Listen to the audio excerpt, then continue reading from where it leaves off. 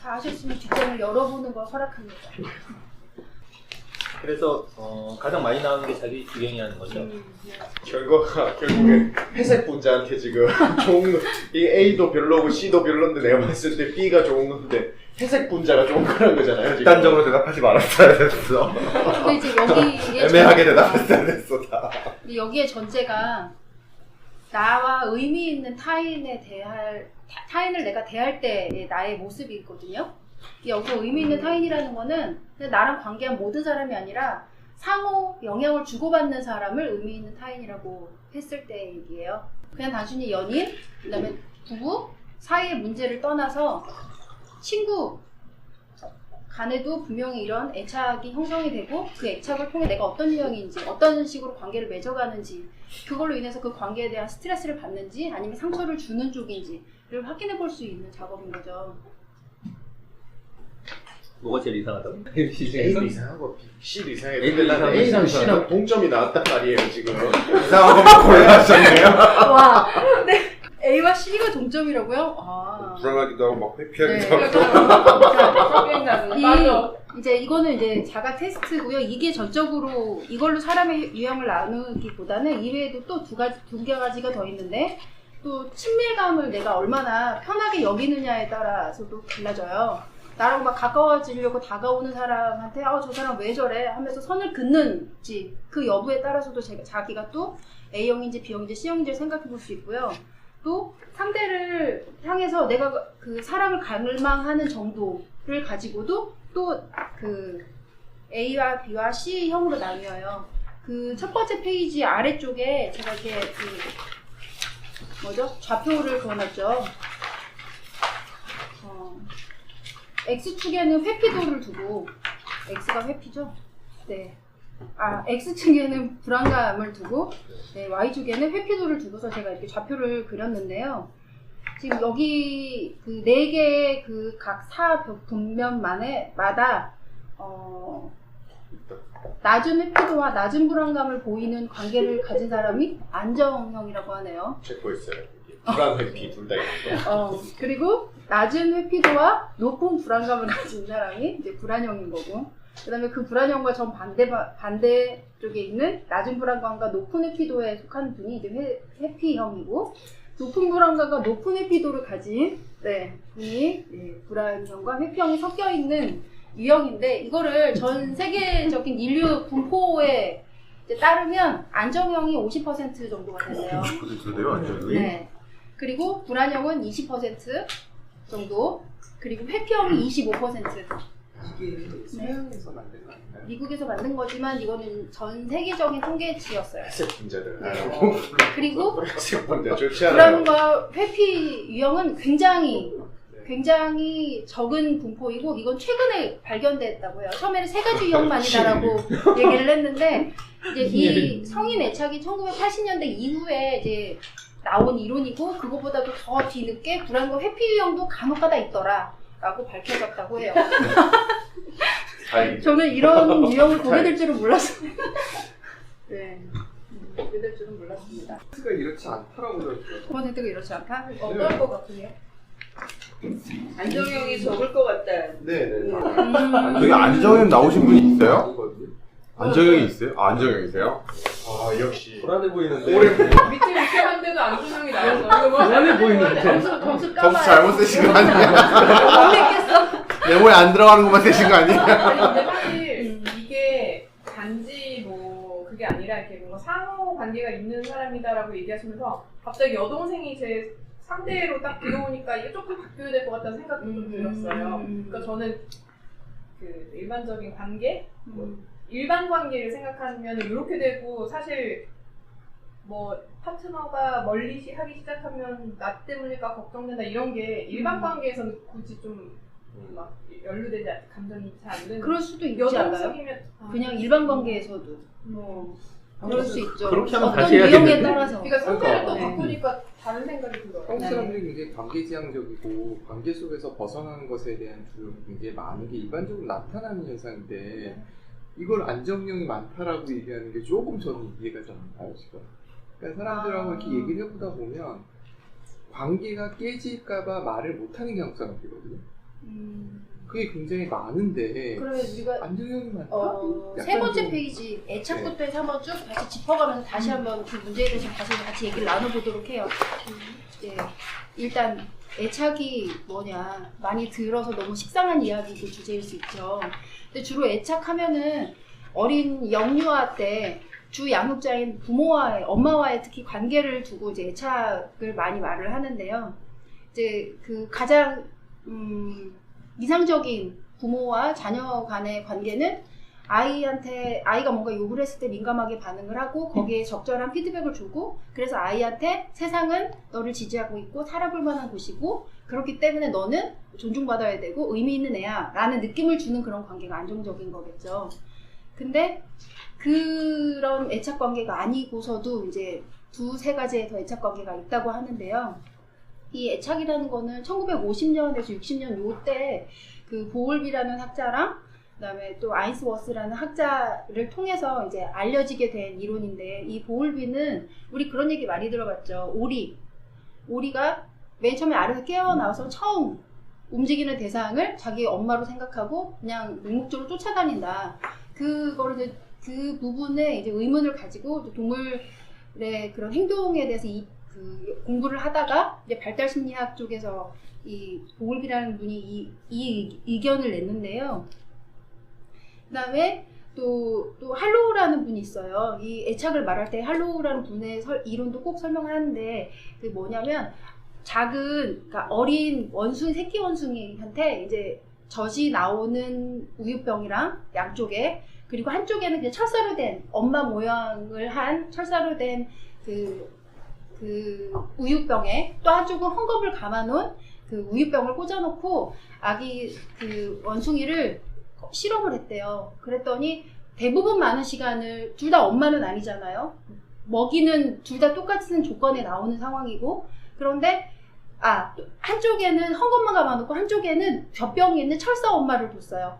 근데 그 새끼 원숭이가 자기가 대부분의 많은 시간을 천 쪽에서 있다가 그다음 배가 고파서 먹이를 찾아야 할 때는 천에 다리를 걸치고 나서라도 그 반대쪽에는 철사 엄마한테서 먹이를 먹었다는 거예요. 그만큼 그 물질적인 풍요나 이런 것들하고 또 다른 정서적인 유대가 그 이제 인간을 구축하는데 얼마나 큰 영향을 미치는지에 대해서 이제 그래서 연구를 시작하게 됐는데 그 이제 그렇게 해석하는 게 맞아요? 저는 좀 네. 약간 이해가 안 가는 게 네. 헝겊이라고 쪽의 그러니까 사람도 마찬가지일 거라고 생각하거든요. 차가운 느낌이잖아요. 차가운 느낌 쪽이 그러지 않아요? 그거는 애착이랑 관계없이 그냥 감각 아닌가요? 전 약간 그게 구분이 잘 안 되는 거예요.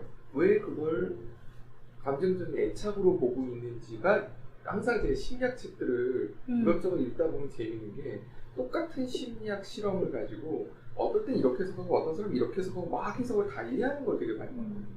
그 원숭이 실험은 제가 기억하기로는 네. 뭐 아무리 먹을 것이 있어도 네. 뭐 이렇게 철사나 뭐 이런 데 있는 곳은 잠깐 먹기만 하고 털 뭉치에 있는데 아마 그 후속 연구가 그랬을 때 그 개체의 정서적 안정성에 어떤 영향을 미치나 뭐 이거랑 연결될 거예요. 그냥 그 순간 그게 다가 아니라. 그러니까 지금 그러면 얘기가 좀 달라지는 것 같고 어떻게 나타나는지가 궁금해지는 거예요.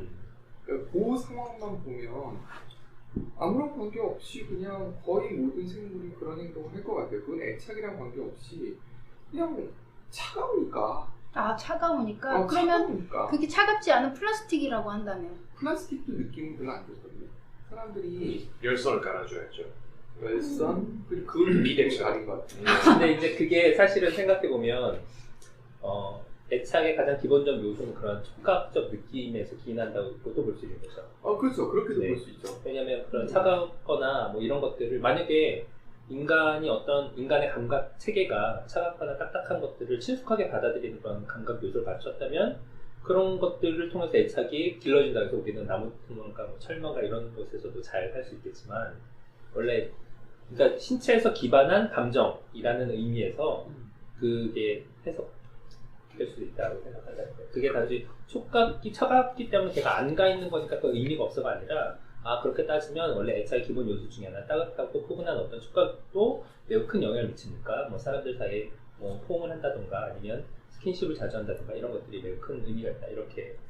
네. 근데 이 보울비가 유엔에서 의뢰를 받아가지고 이제 실험을 하게 되면서 더 이 연구가 두드러지게 됐는데 2차 세계대전 이후에 이제 많은 부모를 잃은 고아들이 생겨났잖아요. 그래서 그 고아들한테 그냥 적당한 양의 먹을 것과 잘 것, 뭐 그런 것들을 제공을 했는데 그 사이에 그 아이들이 굉장히 혼란스럽고 제대로 된 인간으로 성장하지 못하는 부분을 연구하면서 이 이론이 이제 드러나게 됐대요. 그러면서 애착이라는 게 이렇게 중요하다라는 이 인식이 생기게 됐대요.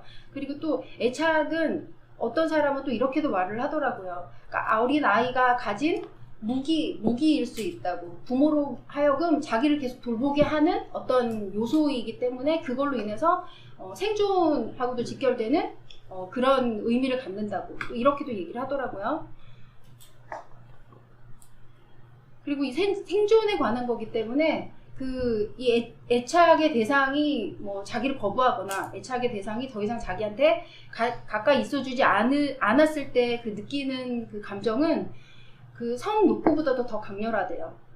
충동적으로 저지를 수 있는 그런 것보다도 더 강렬하다고 해요. 큰 본능이라고, 애착이. 그 심리학에서 이 애착을 엄청나게 큰 연구로 다루고 있어요. 아까 얘기를 하다가 말았는데 그 4가지 유형으로 이제 애착을 나누는데요. 이 애착을 나누는 그 실험이 낯선 상황 실험이라는 건데, 관찰자가 있고 아이와 엄마가 이제 어떤 실험실에 있는 거예요. 거기 이제 아이가 갖고 놀 만한 장난감이나 이런 시설물들이 굉장히 많이 있는 곳에 엄마랑 아기가 가서 둘이 있으면 처음에는 아이는 안정된 애착을 보이는 아이는 엄마가 옆에 있는 걸 확인하니까 근거리에 보이는 위치를 확인하니까 자유롭게 이제 공간을 탐색하면서 돌아다니면서 자기가 만지고 싶은 거 보고 싶은 걸 본대요. 그러다가 엄마가 이제 관찰자가 나가라고 했을 때 그 방을 떠나면 처음엔 이제 울죠. 엄마를 찾겠다고.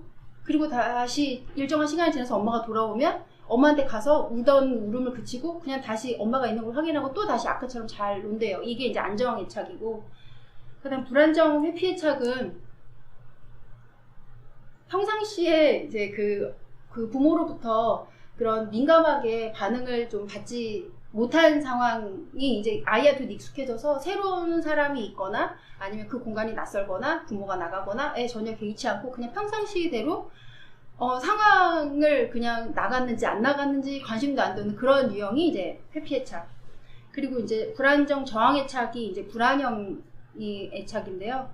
처음에 그런 낯선 공간에 있기만 해도 이제 엄마를 못 떠나게 꽉 붙들고서 막 이렇게 있다가 엄마가 이제 상황상 나가야 되는 상황이 돼서 엄마가 나가게 되면 엄청나게 울고 돌아왔을 때도 진정이 잘 안 되고, 그리고 나서 엄마를 막 때리기도 하고 밀치기도 하고 이런 식으로 막 어떻게 할지 모르는 그런 극도의 불안감을 보이는 게 이제 불안형이고, 이제 불안형과 회피 저항 애착은 거의 이제 찾아볼 수 없는 유형이라서 여기 설명조차도 잘 안 나와 있더라고요. 뉴타입.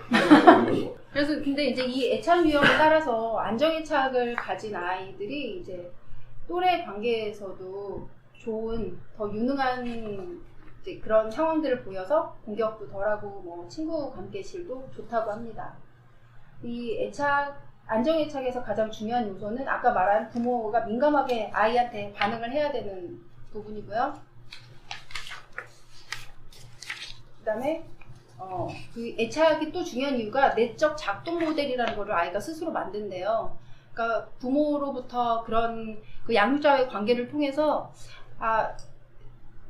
내가 이 세상을 어떻게 살아가야 될지를 생각해 본다는 거죠. 근데 이게 아이의 애착을 말할 때는 이 부분이 내적 작동 모델이 작동한다라고 얘기를 하지만 성인 애착에서는 이 부분이 빠지더라고요.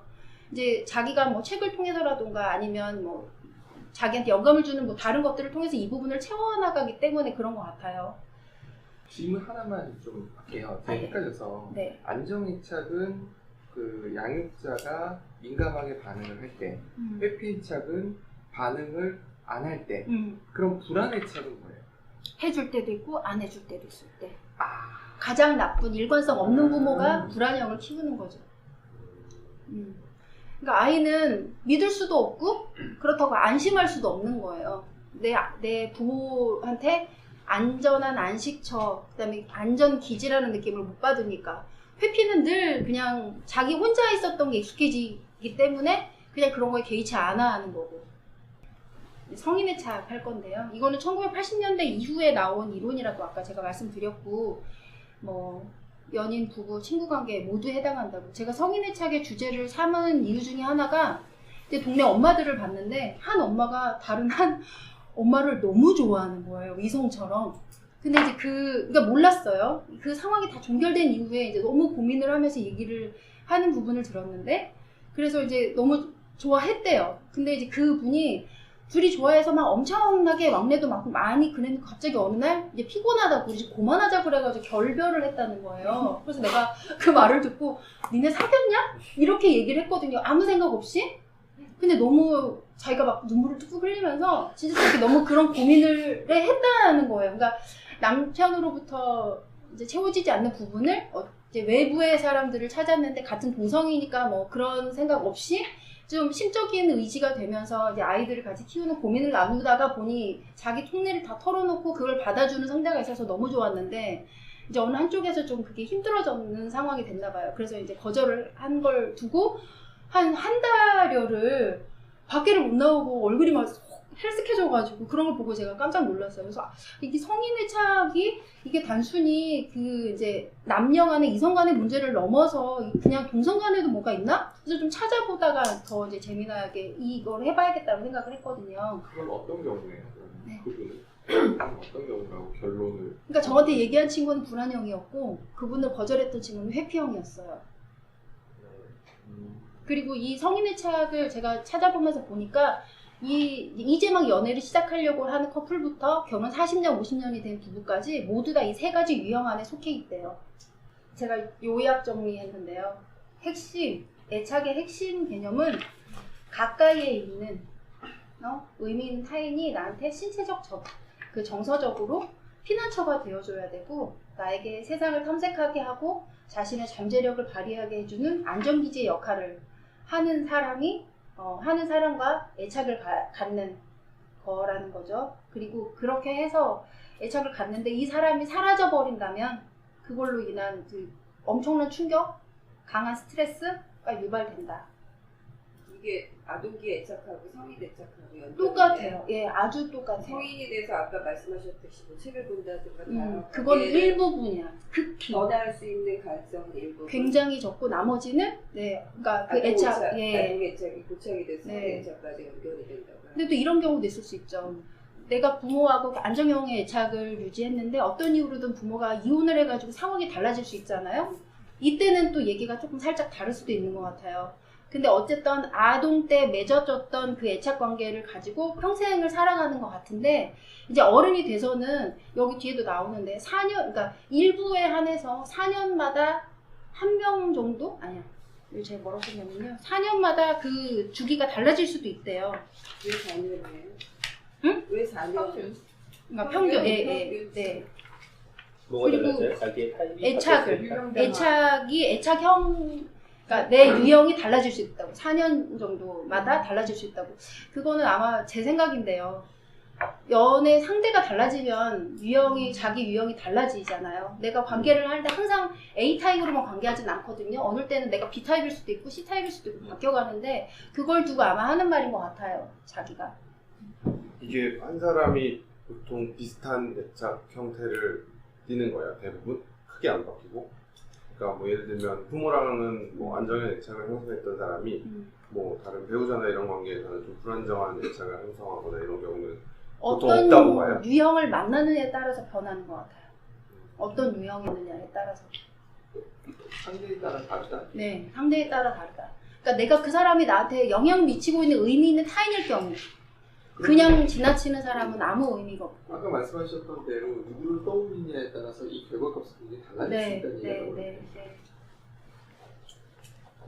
자, 근데 이 애착 시장 개념 요구가 바람직한 거 적어놓은 거예요? 아니면 그냥 정의예요? 이렇게 하는 게 애착이 어떤 애착을 느끼려면 이 세 가지 요소가 있어야 된다는 거죠. 가까이에 있는 의미 있는 타인이어야 되고, 그다음에 그 사람이 나한테 정신적, 신체적 피난처가 되어줘야 되고, 그다음에 이 피난처가 된다면 나는 그 사람을 믿고 내 잠재력을 키우고 나를 발전시키는 안전기지가 형성됐기 때문에 세상을 자유롭게 헤쳐나갈 수 있다. 그러니까 올바른 애착이 형성되었을 때 나는 이런 구조를 띈다. 그런 얘기인 거죠. 아니 올바른 애착이 이런 구조고 그 다음에 사라지면 스트레스가 받는 네. 거는 일반적인 네, 아까 이럴 때 사라졌을 경우에는 그냥 어떤 인간이 느끼는 어떤 욕구보다도 가장 강렬하다고 아까 그 얘기 했었죠. 네. 그러면 지금 아까 제가 안정형이 50%, 불안형이 한 20%, 회피형이 25%, 혼란형이 5%라고 했는데 그럼 불안형과 회피형 중에 여자가 더 많을까요? 불안형에 여자가 더 많을까요? 남자가 많을까요? 회피형에 남자가 많을까요? 여자가 더 많을까요? 회피 남자가 더 많고 불안이 여자가 많지 않을까요? 거꾸로 아니에요. 다 자기가 있는 거야. 나는 정답범죄? 읽어보니까 회피형이 약간 독립적이라고 했으니까 남자들이 좀 더 그렇고 불안은 약간 애정을 더 원하는 그런 관계적 지향 아닌가요? 그래서 불안이 더 여자가 많을 거라고 생각했는데 저희는 그렇게 생각 안 하시는 것 같은데요. 그래요? 네. 독립적이시니까. 아니, 그게 아니라 오히려 여러 관계를 보면 남자들이 더 이 여자를 못 믿고 이 여자가 나를 사랑하나 이런 형태가 더 많은 것 같아요. 그래서 남자들이 오히려 불안형이 더 많지 않을까. 서로 투영하는 남자로 투영하고 누구를 투영하고 본인이 이런 근데 이거에 대한 퍼센트는 정확하지 않은데 어쨌든 여자 중에서도 회피형도 있고 불안형 중에서 남자도 있다. 뭐 이런 식이지 이거를 꼭 성별에 따라서 여자는 불안형, 남자는 회피형 이런 식으로 해서 근데 그러니까 이런 착각을 하기도 한대요. 회피형은 약간 남성적인 상징으로 약간 나쁜 남자의 유형으로 이해가 돼가지고 그렇게 오해를 사기도 하고 또 불안형은 집착하고 막 매달리고 이런 걸 더 여자적인 코드로 생각해서 여성성으로 오해하기도 하는데 그거는 아니고 그냥 네, 그거는 아니라는 거. 근데 어쨌든 더 많다는 그런 건 있다는 거네요? 아니에요. 더 그렇게 생각한다. 아니 낚인 거. 그냥 나 없는데 그냥 고정관념을 갖고 있는 걸 보여주기 위해서. 네. 여기 밑에 이제 안전한 피난처란 이런 이야기를 해줘야 된대요. 이런 식의 행동을 해야 돼요. 상대가 고민을 털어놓거나 걱정할 때 잘 들어주기. 제 말을 잘 들어보면서 본인이 그런 사람인지 한번 생각해 보세요. 상대가 아플 때 관심을 가져주고 걱정해주기. 약 먹어. 뭐 이런 얘기 안 하고. 상대가 피곤해할 때 실질적인 도움을 주기. 뭐 은근슬쩍 설거지를 해준다던가 옷을 다려놔준다거나 뭐 이런 거요. 여성 중심적으로 쓸때가 아 제가 죄송합니다. 제가 남자로 살아본 적이 없어서 그건 감안하고 좀 해주시면 좋겠어요. 상대의 생각이 어떤지 물어보기. 상대가 혼란스러워할 때 참을성 있게 기다려주기. 제일 안 좋은 게 빨리 말해. 하나, 둘, 셋, 간다. 이렇게 얘기하는 거래요. 또 상대가 괴롭거나 슬플 때 위로해주기. 신체적인 위안 주기. 손 잡아주기, 안아주기. 네. 이게 유형에 따라서 어떤 유형은 막 싸우고 나서 상대가 손을 잡아주길 바라는 유형이 있어요. 어느 유형일까요? 불안형이 그래요. 그러니까 완전 치열하게 막 썰전을 벌였는데도 불구하고 자기가 다 해야 될 얘기를 전달했고 하면 상대로 하여금 손을 잡아주기를 원해요. 사과를 의미하는 거예요? 그러니까 사과이기도 하고 우리가 이제 여기 고비를 넘겼다는 이제 우리 싸우고 막 갈등의 상황이 끝났다는 걸 전제로 하기도 하고 또 어떤 뭐 둘이 같이 겪는 굉장히 극한 고통의 상황일 때도 그 상황에서 이제 막 스트레스가 치달으니까 둘이 이제 말싸움이 생기고 막 이래서 이렇게 좀 관계가 안 좋아질 수 있잖아요. 그때 역시도 손을 잡아주면 좋은 결과를 내기도 해요. 그게 이제 A형의 유형이 그런 식으로 행동을 한다고 합니다. 그래서 A형이요? 네?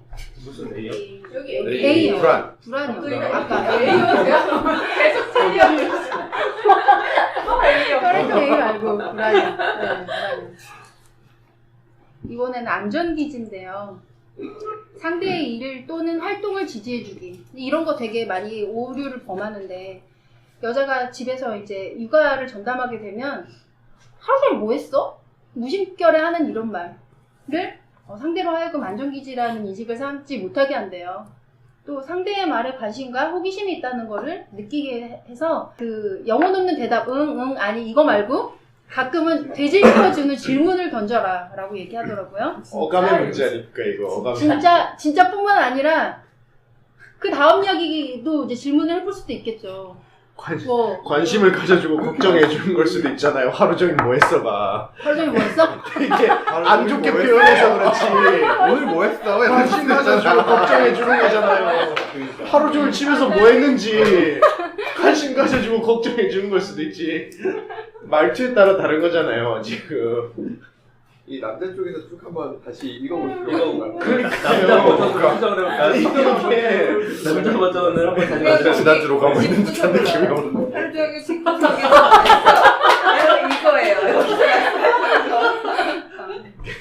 어감의 문제라는 말이죠. 그러니까 이게 받아들이는 쪽의 입장 문제지 사실. 그러니까 말하는 쪽의 입장에서는 분명히 관심과 걱정이었을 거예요. 저는 어감을 그렇게 좋게 이렇게 말하는 생각합니다. 거지. 하루 종일 집구석에서 뭐 했어? 집구석이요? 아무리 이렇게 좋게 말해도 이건 그건 이런 거 같아. 아니잖아. 이런 얘기를 할 때 문자로 보내도록 하겠어요. 근데 거꾸로 생각해보면 직장에서 일하고 들어온 남자한테 일이나 활동에 대해서 물어봤을 때 남자가 어떤 반응을 해요? 일반적이라고 생각하세요? 별로 얘기를 안 하지 않아요. 맞아요. 그러면 남자들은 불안하지 않기 때문이라고 얘기할 수 없는 거잖아요. 불안하지 않아서 말을 안 하는 게 아니라 네. 글쎄요. 이게 무시? 뒤집어서 무시? 무시? 저는 좀 다르게 생각하는데 만약 밖에서 일을 하고 들어왔는데 그 얘기를 집안에 안 하는 건 안 하게 되거나 이렇게 되는 건 그 얘기를 했을 때 그게 소통이 그러니까 되지 무시잖아요. 않는 주제이기 때문에 아니 시도를 처음에 아무리 포장을 했다가 했지만 무신데요. 아니 시도를 했다가 그러니까 이해를 못하거나 아니면 그거에 대해서 뭐 돌아오는 반응이 별로면 무신데요. 아니 그걸 왜 무시라고 생각하세요? 그러니까 우리가 갖고 있는 다양한 주제들이 있고 사람들이 갖고 있는 다양한 얘기들이 있는데 이 모든 이야기를 한 사람이랑 다 할 수는 다 이해할 수 없잖아요. 그 사람이. 그러니까 이 사람이랑은 어떤 얘기를 하고 이 사람이랑은 어떤 얘기하고 이게 나름대로 이렇게 갈라지게 되는데 집에 있는 파트너라고 해서 나의 모든 물론 가장 이상적인 건 서로의 일들을 다 이해하고 서로 그것에 대해서 상담하고 조언해 줄 수 있으면 매우 좋지만 그렇지 않은 수준의 어떤 단계에서는 어느 정도 이제 대화가 단절되고 업무는 뭐 친구들과 아니면 뭐 가족 얘기는 그냥 뭐 부인과 이렇게 좀 이렇게 주제가 분리가 되는 거지 그걸 무시라고 볼 수는 없죠. 그러니까 근데 질문이 그게 아니었잖아요. 그게 아니라 사람들마다 지금 박종님 말씀하신 게 맞아요. 저도 공감하는 게 어떤 사람하고는 어떤 주제를 이야기할 때 얘기가 편하기 때문에 계속 주고받게 되는데 어떤 사람은 그 주제를 얘기했을 때 그냥 뭐 굳이 그 얘기까지 다 풀어야 되나? 라는 생각을 하는 거지 무시가 아니거든요. 그럼 아내가 집에 온 남편한테 오늘 회사에서 무슨 일이 있어서 얘기 좀 해봐 이렇게 얘기했을 때 얘기를 안 하신다고 하셨잖아요. 아니 그게 아니라 그러니까 결혼 초기에는 다 해요. 남자분들이 거의 다 해요. 근데 그 돌아오는 것을 계속 이렇게 느끼면서 점점 많이 주는 거죠. 그러면서 그 얘기는 얘기할 대상이 따로 있잖아요. 그러니까 저는 이걸 계속 들으면서 모르겠어요. 설명해 주신 분이 여성이라서 그렇게 느끼는 건지 그건 잘 모르겠는데 약간 남녀 구별도 약간 고려를 하질 않으면 이게 좀 애매해지는 부분이 구석 보여요. 우리가 좀 대변을 해야 될 것 같은데. 네, 이거 조금 약간 일하는 남성 일어납시다. 남자 쪽에서 느낄 때 굉장히 다르게 느끼는 부분이 분명히 있거든요. 뭐 회사에서 어땠어라는 질문이 무슨 일이 구체적으로 어떤 상황이 있었어가 아니라 그냥 기분이 어땠는지 하고 그냥 감정 상태를 물어보는 게 아닐까? 뭐 이런 생각도 문득 들거든요. 맞아요. 그런데 남자들은 대답이 나오는 형태가 다르거든요. 어쩔 수 없이 이게 남자이기 때문에 다른 거지 불안이니 회피형이니 해서 다르게 나오는 건 아니거든요. 양쪽에 문제가 있는 것 같네요. 말씀하신 당연하죠. 대로 질문의 형태가 회사에서 뭐 했어가 아니라 다른 방식의 질문. 그러니까 회사에서 뭐 했어에 대한 대답은 사실 올바른 대답은 회사에서 어떤 일을 출근해서 무슨 일이 있었고 점심 먹고 오후엔 또 무슨 업무를 처리했고 이게 올바른 대답이라고 한다면 질문의 의도가 그게 아니라고 한다면 사실 질문 그러니까 한글 단어로서 문장으로서 오늘 힘들었어? 네. 오늘 회사에 가서 오늘 있었어? 어떤 기분이었어라든가 이제 그렇게 다른 형태의 질문이 돼야 되는 거라고 생각해요 사실. 같은 질문을 받아들이는 입장에서 여자들한테 뭐 오늘 어땠어? 그러면 집구석 오늘 어땠어? 라는 걸 여자들한테 하면 여자들은 오늘은 내가 무슨 일이 있어서 기분이 어땠어? 식으로 풀 수 있지만 남자들은 받아들일 때 내가 진짜 했던 업무 일이라던가 아니면 있었던 사건 중심의 서술.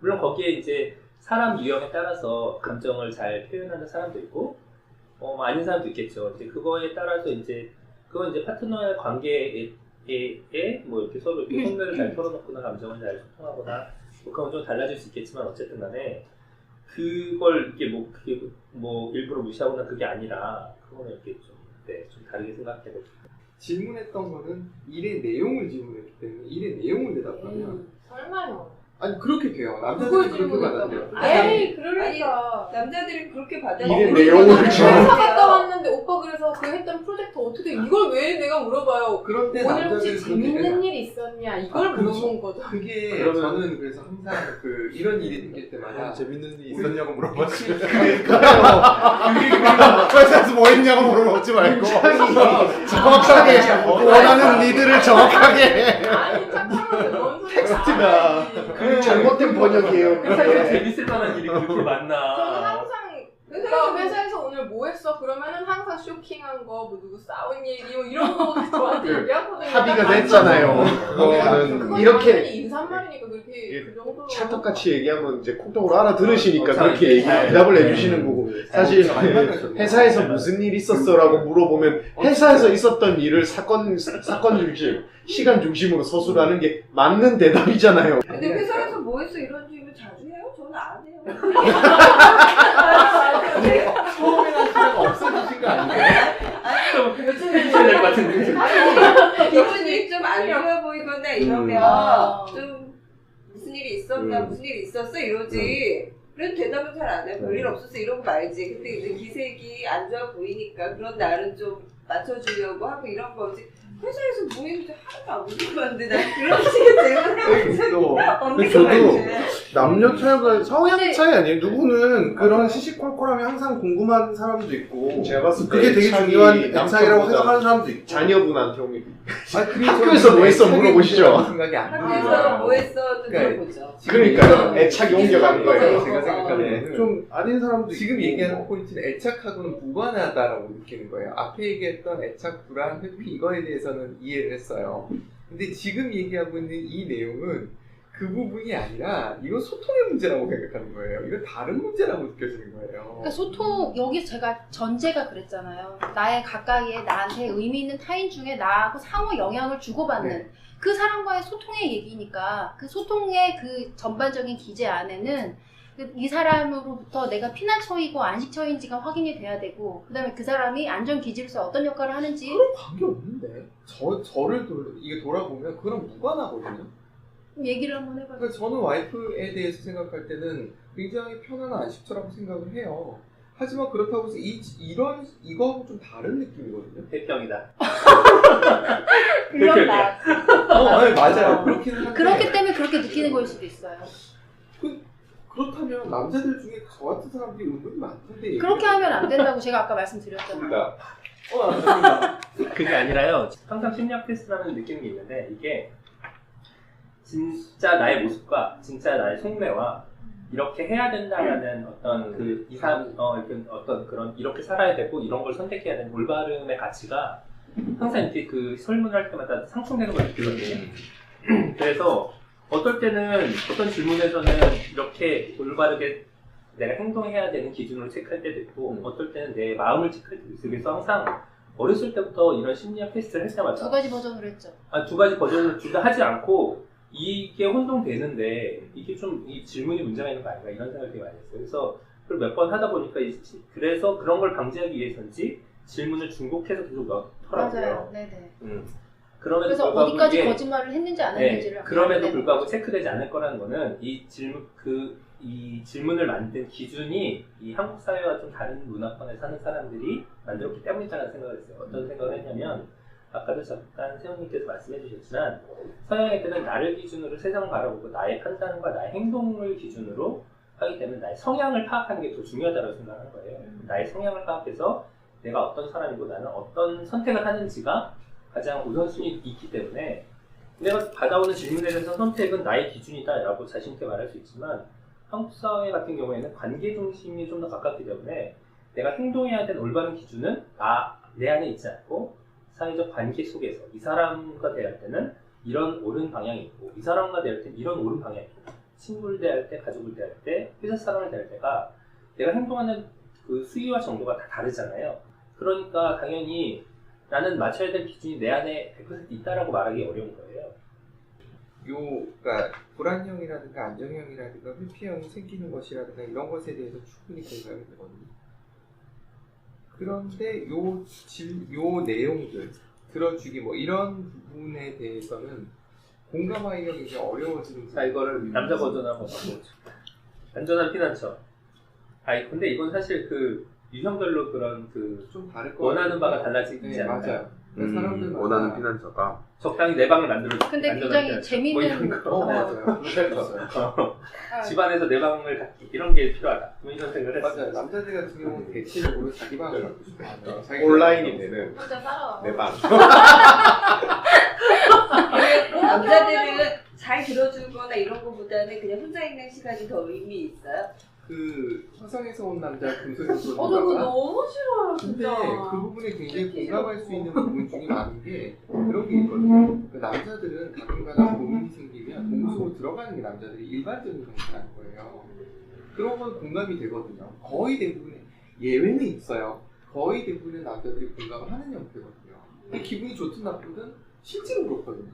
그런 사람들한테 누가 와서 계속해서 고민 있어 뭐해 이렇게 얘기를 한다는 거는 남자들 입장에서 봤을 때 불편한 일에 해당하는 거지 그게 자기 위로해준다고 느끼지 못할 가능성이 크다는 거예요. 이건 회피형에서 근데 그래서 나올 때까지 기다려주는 게 더 좋은 거예요. 그러니까 저는 그 책을 보면서 물어봤어요 사람들한테 남자분들한테 대부분 공감하더라고요. 그러니까 자기 공감. 사람마다. 제가 봤을 때는 그러니까 균형이 중요한 것 같은데 그러니까 공감해주는 시간을 싫어하는 사람은 없다고 생각해요. 사실 그러니까 싫어하는 건 아닌데 그러니까 그 공감과 혼자 있는 것의 어떤 적당한 균형과 조화 같은 게 필요한데 다회평이야. 그죠? 다회평? 다회평인가? 그러니까 적당한 조화가 필요한 거죠. 그러니까 혼자 있는 시간도 필요하고 이제 같이 이렇게 근데 이제 물론 이제 배우자 관계에서는 사실 그 함께 하는 시간이 좀 더 많았으면 하는 게 보통의 아내고 이제 혼자 있는 시간이 좀 더 많았으면 좋겠는 게 이제 남편의 롤이라고 보통 많이들 이제 선배님들에게 배우고 있습니다만 예.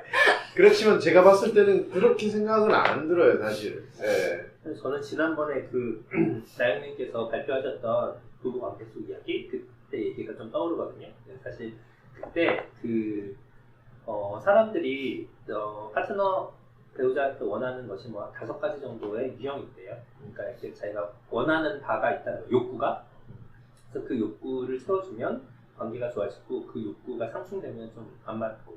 뭐 이거는 어떤 3가지 큰 유형으로 했지만 저는 그 안에서 뭐 예를 들어 불안형이든 회피형이든 안정형이든 간에 그 안에 또 자기가 원하는 욕구가 또 따로 있을 거라고 생각해요. 근데 만약에 그 욕구를 서로 잘 들어주고 한다면 굳이 남자는 동굴에 가서 자신의 약한 모습을 보이지 않기 위해서 그냥 이렇게 가만히 있지 않아도 될 것 같고. 동굴에 왜 가는 거예요? 뭐 말씀드렸듯이 그러니까 보통 자기가 상처받거나 그러면 그 남자는 이렇게 그걸 드러내고 싶지 않은 약간 그런 것도 있고 그리고 자기만의 그거는 지금 네. 여성과 남성으로 분리해서 말씀하시는 거죠? 그 제가 들었던 그 봤었던 것 중에 가장 공감이 됐었던 게 뭐냐면 남자들이 그 굉장히 오랜 수렵 채취 기간이 길었다고 하잖아요. 이때 있었던 것이 DNA에 남아있을 가능성이 높다라는 표현에 굉장히 공감을 하는데 남자들은 결국 사냥을 하러 나갔었단 말이에요. 그런데 사냥하러 나가가지고 그 중간중간 시시콜콜 얘기하고 있을 수 있는 상태가 안 돼요. 그럼 얘기를 하면은 동굴 도망가거든요. 그러니까 말을 안 해야 되고 그러다 보니까 이게 습관이 되는 거죠. 우리 혼자 생각해야 되는 상황들이 많아지는 것에 대한 이야기를 해요. 물어봐요. 우리는 되게 해보면 진화에 문제가 있군요. 이 남자들은 진화상으로 뭔가 문제가 결함이 있는 그건 모르겠어요. 결함이라고 얘기할 필요는 없는 것 같아요. 그랬던 거라고. 우리 상대적으로 좀 말을 많이 하는 사람들 아닌가요? 상대적으로 그런 거죠.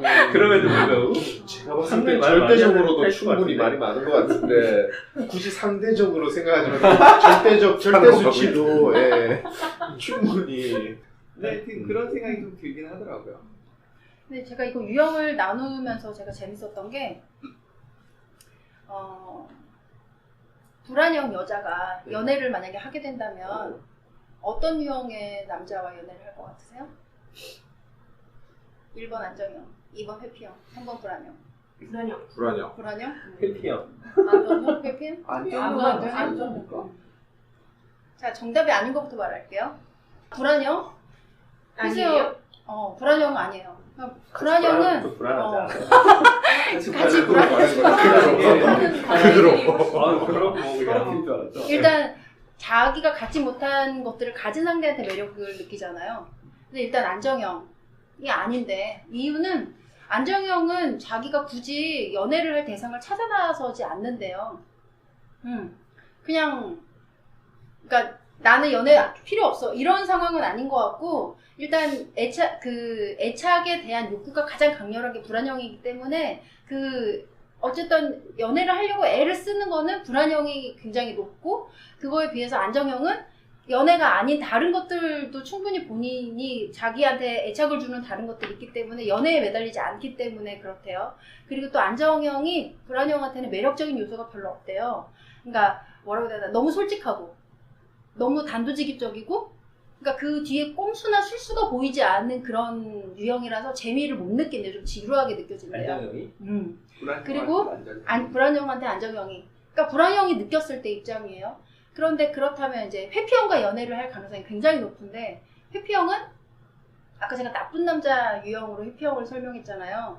그러니까 다가온 듯 했는데 보면은 저만큼 가 있고 가까워진 듯한데 아직도 거리가 멀고 줄 것 같은데 안 주고 이런 게 회피형에서 늘 고민하게 만드는 거예요. 아까 어렸을 때 애착 유형을 보면 부모가 아이한테 줄 때도 있고 안 줄 때도 있고 안아줄 때도 있고 저리 가라고 뿌리칠 때도 있고 이런 거랑 똑같은 상황인 거예요. 그럴 때 부모가 강자고 아이가 약자이잖아요. 이런 느낌 때문에 불안형은 그 회피형과 연애를 하게 되면서 회피형한테 칼자루를 다 넘겨주게 되는 거예요. 다 네 뜻대로 하라는 식으로. 그래서 굉장히 끌려다니는 연애를 하게 된대요. 근데 그러면 불안형이 회피형을 안 만나면 되잖아요. 근데 회피형은 굉장히 매력적인 요소가 많은 것처럼 불안형들한테 보여서 그렇게 많이 맺어진대요. 그게 이제 아이러니죠. 결말이 어떻게 돼요? 회피형도 불안형을 좋아하는 거예요? 그러면 부부 잘 살아요? 근데 이미 결혼을 했는데 결혼을 하고 보니 회피형 남자였고 나는 불안형 여자였어요. 그럼 이걸 극복하면서 살아야 되죠. 예. 안 그러면 이혼하는 수밖에 없으니까. 근데 너무 되게 뭐라 해야 되나 이 균형을 많이 놓치는 부분이 회피형은 불안형이 원하는 걸 안 줘요. 그러니까 불안형이 손 잡아달라고 하면 안 잡아주고 반 아니 다리를 주잖아. 그러니까 그 불안형이 그때 손을 잡아달라고 한 거의 의미는 그러니까 다시 관계를 회복하려는 의지나 이런 것들을 확인해보고 싶어하는 그런 제스처인데 회피형 입장에서는 그렇게 해주고 싶지가 않은 거예요. 왜냐면 회피형한테 절대적인 화두는 자기 독립적인 공간이거든. 그러니까 친밀감을 나타내는 그러니까 나한테 급속도로 친밀감을 느끼고 그거를 요구하는 상대가 나타나면 내 거를 많이 잃었다고 생각을 해서 발을 빼는 게 회피형이기 때문에 손을 잡아달라고 했을 때 선뜻 손을 잡아주는 게 아니고 어떻게든 그걸 피해가려고 온갖 변명을 막 이렇게 하는 거죠. 그렇게 이게 극단적으로 이렇게 확 갈라서 회피형이 많이 나왔다고 해서 그러니까 다가올 때 내 것을 지키기 위해서 막 그러진 않고요. 사람들은 다 이런 걸 다 적절히 갖고 있겠죠. 아마. 아동이 애착이 형성되는 뭐 결정적 시기라든가 그런 게 있어요?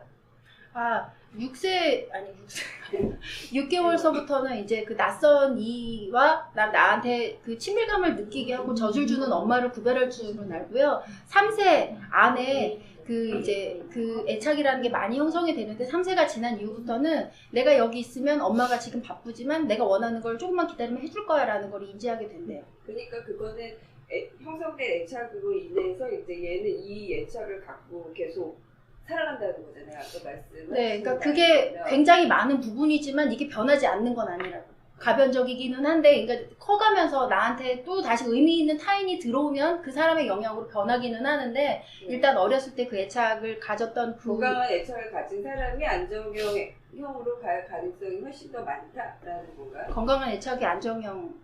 맞아요. 갈 가능성이 성인 애착에서. 네, 그럴 가능성이 굉장히 크다. 그런데 너무 웃긴 게 이 안정형은 회피형하고 연애를 할 때도 회피형을 안정형화 시켜요. 그러니까 저는 이게 딱 이해 안 되는 지점이 있게요. 그러니까 아동 애착이 있다는 것도 인정을 하고 건강한 애착이 중요하다는 것도 인정이 되는데 저는 사람 나이를 먹고 관계를 맺으면서 점점 안정형화, 그러니까 내가 맺는 관계가 건강한 관계라 아주 극단적인 관계가 아니라면 사람들이 뭐 회피형 자기의 가진 기질이 뭐 회피형이 있다면 회피형을 가진 속에서 점점 안정형화 되어가지 않을까, 매우 가변적이지 않을까 하는 생각이 든다는 거죠. 이게 그렇게 고착되어서 가기보다는. 그래서 되게 여러 가지 성인이 되면 그래서 아동형처럼 이렇게 뭐 한 가지를 부정할 수 없는 게 다 있잖아요. 여기 나온 거. 그러니까 여러 가지 형태를 갖고 있기 때문에 내가 이럴 때도 있고 저럴 때도 있고 이렇게 되는 거 아닐까 싶어요. 아무래도 여기서 우리가 좀 이렇게 이슈화 시키는 거는 이렇게 안정화되어서 아무 문제 없는 상태가 아니라 어떤 누군가 둘이 왔는데 정말 문제가 있다. 그러면 이 문제를 어떻게 볼까 했을 때는 아마 이 사람들이 이렇게 하는 어떤 것이 안 맞나 보다. 맞았으면 걔네들 잘 그때 살고 보셨던 그러니까 그 두 아주머니 같은 어머님 그 두 연애하시듯이 이렇게 아, 같이 따라다니는 그 어머님 둘 같은 경우에 해당되는 거고. 그러니까 내가 만나보지 못한 극단적인 상황이 나오면 아동형에 내가 맺었던 그런 극단적인 애착이 튀어나오는 거죠. 그러니까 보통의 상황에서는 내가 그냥 안정형 애착인 사람인 것처럼 살다가 그 어떤 아까 그 아주머니처럼 그런 사건이 생긴다든가 이럴 때 그 아동형에서 내가 조금 약간 불안한 사람이었으면 그런 문제가 나오지 않을까 싶다는 거죠. 그러니까 안정형은 어떤 불안형도 그렇고 회피형도 그렇고 안정형화 시키는데, 그러니까 불안형이 안정형을 만나면 아무 문제 없이 연애를 하다가 이 연애가 끝나고 다시 불안형이 회피형을 만나면 극불안형이 되는 거예요. 네. 그러니까 어떤 상대를 만나느냐에 따라서 그러는 것 같아요. 안정형은 굉장히 안정하게 불안형이 원하는 요소를 굉장히 많이 주고. 비교 종합이랑 비슷한 것 같기도 하고. 책을 좀 읽으면서 회피형은 연애에 적합하지 않은 사람인가 보군 이라는 생각을 되게 많이 했어요. 네. 일단 연애를 한다는 거는 나 한마디도 못 들었는데 저 혼란형은 언제쯤 나오나요? 아니 혼란형은 따로 보셔야 할 것 같아요. 제가 공부한 내용은 혼란형이 없었어요. 딴 건 필요 없고 이제 혼란형이 어느 형한테 매력을 느끼는지 뭐 이런 거 아까 있잖아요. 궁합 사주 이런 거 봐주실 줄 알고 기다리고 있었는데 안 나오더라고요. 혼자 살면 될 것 같아요. 불안형이 혼자 때 혼자 안쪽에서 왔다 이렇게 만나면 돼요? 왜제 폰찾기를 그렇게 만나는 일은 별로 없나 봐요. 서로 다른 유형의 사람들을 찾아다니기 때문에 그런가 봐요. 안정형은 찾지 않고. 네? 안정형은 누굴 특별히 찾지 않고. 네, 안정형이 구체적으로 나서서 연애 상태를 찾지는 않아요. 안정형을 혼자 살아야지. 근데 아마 그 파트너 관계와 예를 들어 친구 관계는 좀 다른 것 같아요. 이런 그 배우자나 파트너는 나한테 없는 요소를 갖고 있는 사람에게 매력을 느끼지만 이게 좀 더 좀 친근한 느낌은 아마 그 나랑 비슷한 사람 뭐 이런 그런 친구 관계에서 그게 좀 더 친구끼리는 같은 유형이 만나지기도 하는 것 같아요. 제 생각으로는. 그래서 저 회피형이에요. 회피형이 많이 나왔어요. 회피형인데 제 친구들도 아마 해보면 회피형일 것 같아요. 왜냐면 얘네들은 서로 오래 연락 안 해도 뭐 잘 살고 있겠지 이러다가 서로 만났을 때 되게 친해요. 그러니까 이게 남녀 관계, 배우자 관계는 불가능할지 몰라도 그냥 친구나 이런 경우에는 꽤 자주 가능하지 않을까 싶거든요. 근데 여기서 궁금해지는 게 여기서 과연 50%가 안정형일까 하는 거예요. 여기 다 회피형이에요. 회피인데 다 연애 잘 하잖아. 저희 그렇지 않아요? 혼란형이 있습니다. 모르겠다. 그러니까 이 퍼센트가 저는 처음부터 좀 이상하다고 말씀드렸던 거예요. 놀라운 퍼센트. 이 퍼센트가 제 건 딱 맞아요, 지금. 그러니까 그 여기 그 좋아하나 봐. 전제가 있어요. 그럴 수도. 회피형들이 이렇게 모르는 사람과 이렇게 좀 약간 치상적인 주제를 떠드는 걸 좋아하고 덜 친하죠. 이미 불안형들은 다 친구들이랑 술 마시거나 아니면 이렇게 사적인 친밀한 관계를 쌓기해서 놀고 있겠죠. 그러니까 그 내 과거의 연애를 쭉 이렇게 떠올려 보면서 또 나의 친구들의 그 과거 연애를 쭉 떠올려 보면서 길게 연애를 가지 못하고 짧게 단타를 치는 사람은 회피형일 가능성이 굉장히 높대요. 그러니까 일정한 시간이 지나면 그 사람이 더 많은 걸 요구할 당하는 건 수. 어떻게 해야 돼? 단타를 당하는 건 뭐예요? 좋은 질문입니다. 본인이 그냥 단타를 하는 거 아니에요, 그게? 이 대답 영미 씨한테 꼭 필요합니다. 단타 당했던 케이스. 본인이 그 단타를 할 수밖에 없는 상황을 만드셨던 건 그러니까 아니에요? 그게 무슨 형이냐는 거죠. 아니 그걸 유형으로 나누기보다는 그냥 그 사람이 떠나가줬으면 싶은 상황일 때 본인이 그냥 그 사람 싫어하는 뭔가를 하면 그 사람이 그렇지 아니요, 않을까요? 저는 이 질문에 답을 할 수 있을 것 같아요. 그거는 얘기해봐요. 그 회피형의 무관심함에 질려서 떠난 불안형 거지. 아니라니까. 그런 어떤 그 원하는 나 적는다요. 원하는 애착을 충분히 갖지 못하니까 이렇게 좀 이렇게 기다리다가 아, 회피형이 떠난 거다? 아니 불안해. 회피형을 떠나가는 불안형이었던 거죠 그분들이. 아, 그분들이 회피형을 떠나가는 불안형이었다. 네, 그렇죠. 그런 그러니까 원하는 걸 얻지 못해서. 네. 그러니까 충분히 원하는 걸 해주지 않으니까 좀 있다가 차는 건 그쪽이지만 알고 봤더니 어떤 진짜 그 열심히 매달렸는데. 진짜요? 아, 저는 처음에 체했을 때 그냥 쑥쑥 물러난 적 없어요. 아니, 안 변할 걸 아니까 아마 아무리 매달려도 에이, 그렇게 머리 좋지 않아요. 그렇게 여자가 여자가. 아무리 너가 매달려도 기회를 줘봤자 어차피 너 아니, 똑같은 근데 거야 뭐 이렇게. 어렸을 땐 그렇게 많이 생각하거나 똑똑하게 이것저것 재면서 헤어지고 만나고 하지 않지 않아요? 어렸을 때는 그냥 뭐 사소한 거 하나가 안 맞아도 헤어질 수도 있고 그 사람의 성격을 그렇게까지 깊이 생각하지도 않고 그렇지 않나? 그렇죠. 그렇게 당신은 심각하잖아요 근데. 물론 어렸을 때는 진지하게 뭐 하지만 생각해보면 되게 피상적인 고민들을 하고 글쎄 정말 그 사람의 어떤 가치관이나 이런 그런 것까지 고민해서 만나 않는 것 같은데 그냥 그런 생각. 그 시대가 있어야 모르겠는데. 이 아동기 애착하고 성인 애착에 거의 많은 부분 비슷한데 아까 조금 다른 부분이 있다고 했잖아요. 그게 왜 다르냐면 성인 애착은 자기한테 그 애착을 이루었던 대상이 사라지게 되면 그걸 추상화할 수 있는 개념이 이제 뇌에 장착이 된 이유기 때문에 그걸 지식이나 이런 것들로 풀 수 있대요. 근데 아동은 그게 안 되니까 전적으로 그 매달려. 아까 그 부분에 대해서 저 아까 이렇게 질문 적어놓은 게 있었는데 왜 그 떠올랐던 건 키다리 아저씨 그 책이었거든요. 그러니까 그 청소년기에 그 뭐 소년들은 있는지 모르겠지만 소녀들의 어떤 그 작품들은 어떤 약간 환상을 갖고 있잖아요. 그게 키다리와 아저씨 같이 보이지 않게 누군가 날 도와주는 어떤 사람, 구체적으로 존재할 수도 있지만 아니면 연예인이라든가 아니면 그런 약간 추상화된 아니면 드라마 속의 어떤 왕자님이라든가 뭐 이런 것들을 가지고 자기가 그런 그 상상 속의 애착 관계를 만들지 않아요? 사람도 있는 것 같아요. 중고등학교 때. 그러니까 근데 그게 아동기, 또 성인기 이렇게 딱 말고 그 중간 지점에 있는 시기에 약간 그런 그러니까 애착을 추상화한다고 말씀하셔서 그런 단계가 있지 않나 이런 생각이 들었어요. 근데 그거는 여자한테 더 많이 나타나는 것 같다고 말씀하시는 거예요? 네. 저는 다 해봤어요. 뭘 다 해보셨어요? 뭘 다 해보셨어요? 아니 그러니까 추상화를 연예인도 해봤다고. 해보고. 연예인은 이상은 해봤고 추상화 뭐 그런 키다리 아저씨의 그 키다리 역할을 할 만한 그런 거는 해봤던 것 같아요. 그러니까 그런 추상화가 꼭 성인이 아니더라도 어렸을 때도 그렇게 만들지 않나 이런 생각이. 근데 나이를 뭐 오렌지나무에서 그 제재가 만들잖아요. 그 그것도 개인적으로는 추상화의 그런 거 아니에요? 인사이드인가? 그 왜 그 미국 애니메이션인데 뭐 인사이드 아웃인가? 예, 거기서 보면 거기서도 뭐 붕붕이라는 어떤 그 상상 속의 어떤 그 친구가 있잖아요. 근데 저는 어렸을 때 그런 경험이 없어서 그런 게 없거든요. 상상 속의 친구와 노는 그런 거 그래서 잘 이해는 안 갔는데 그런 걸 만드는 애들도 있고 또 아니면 예전 어렸을 때 무슨 찰리 브라운 시리즈 보면 라이너스가 담요를 항상 갖고 다니는 것처럼 애착 물건 뭐 이런 것들을 갖고 있는 애들이 있는데 저희도 그런 적이 없었거든요.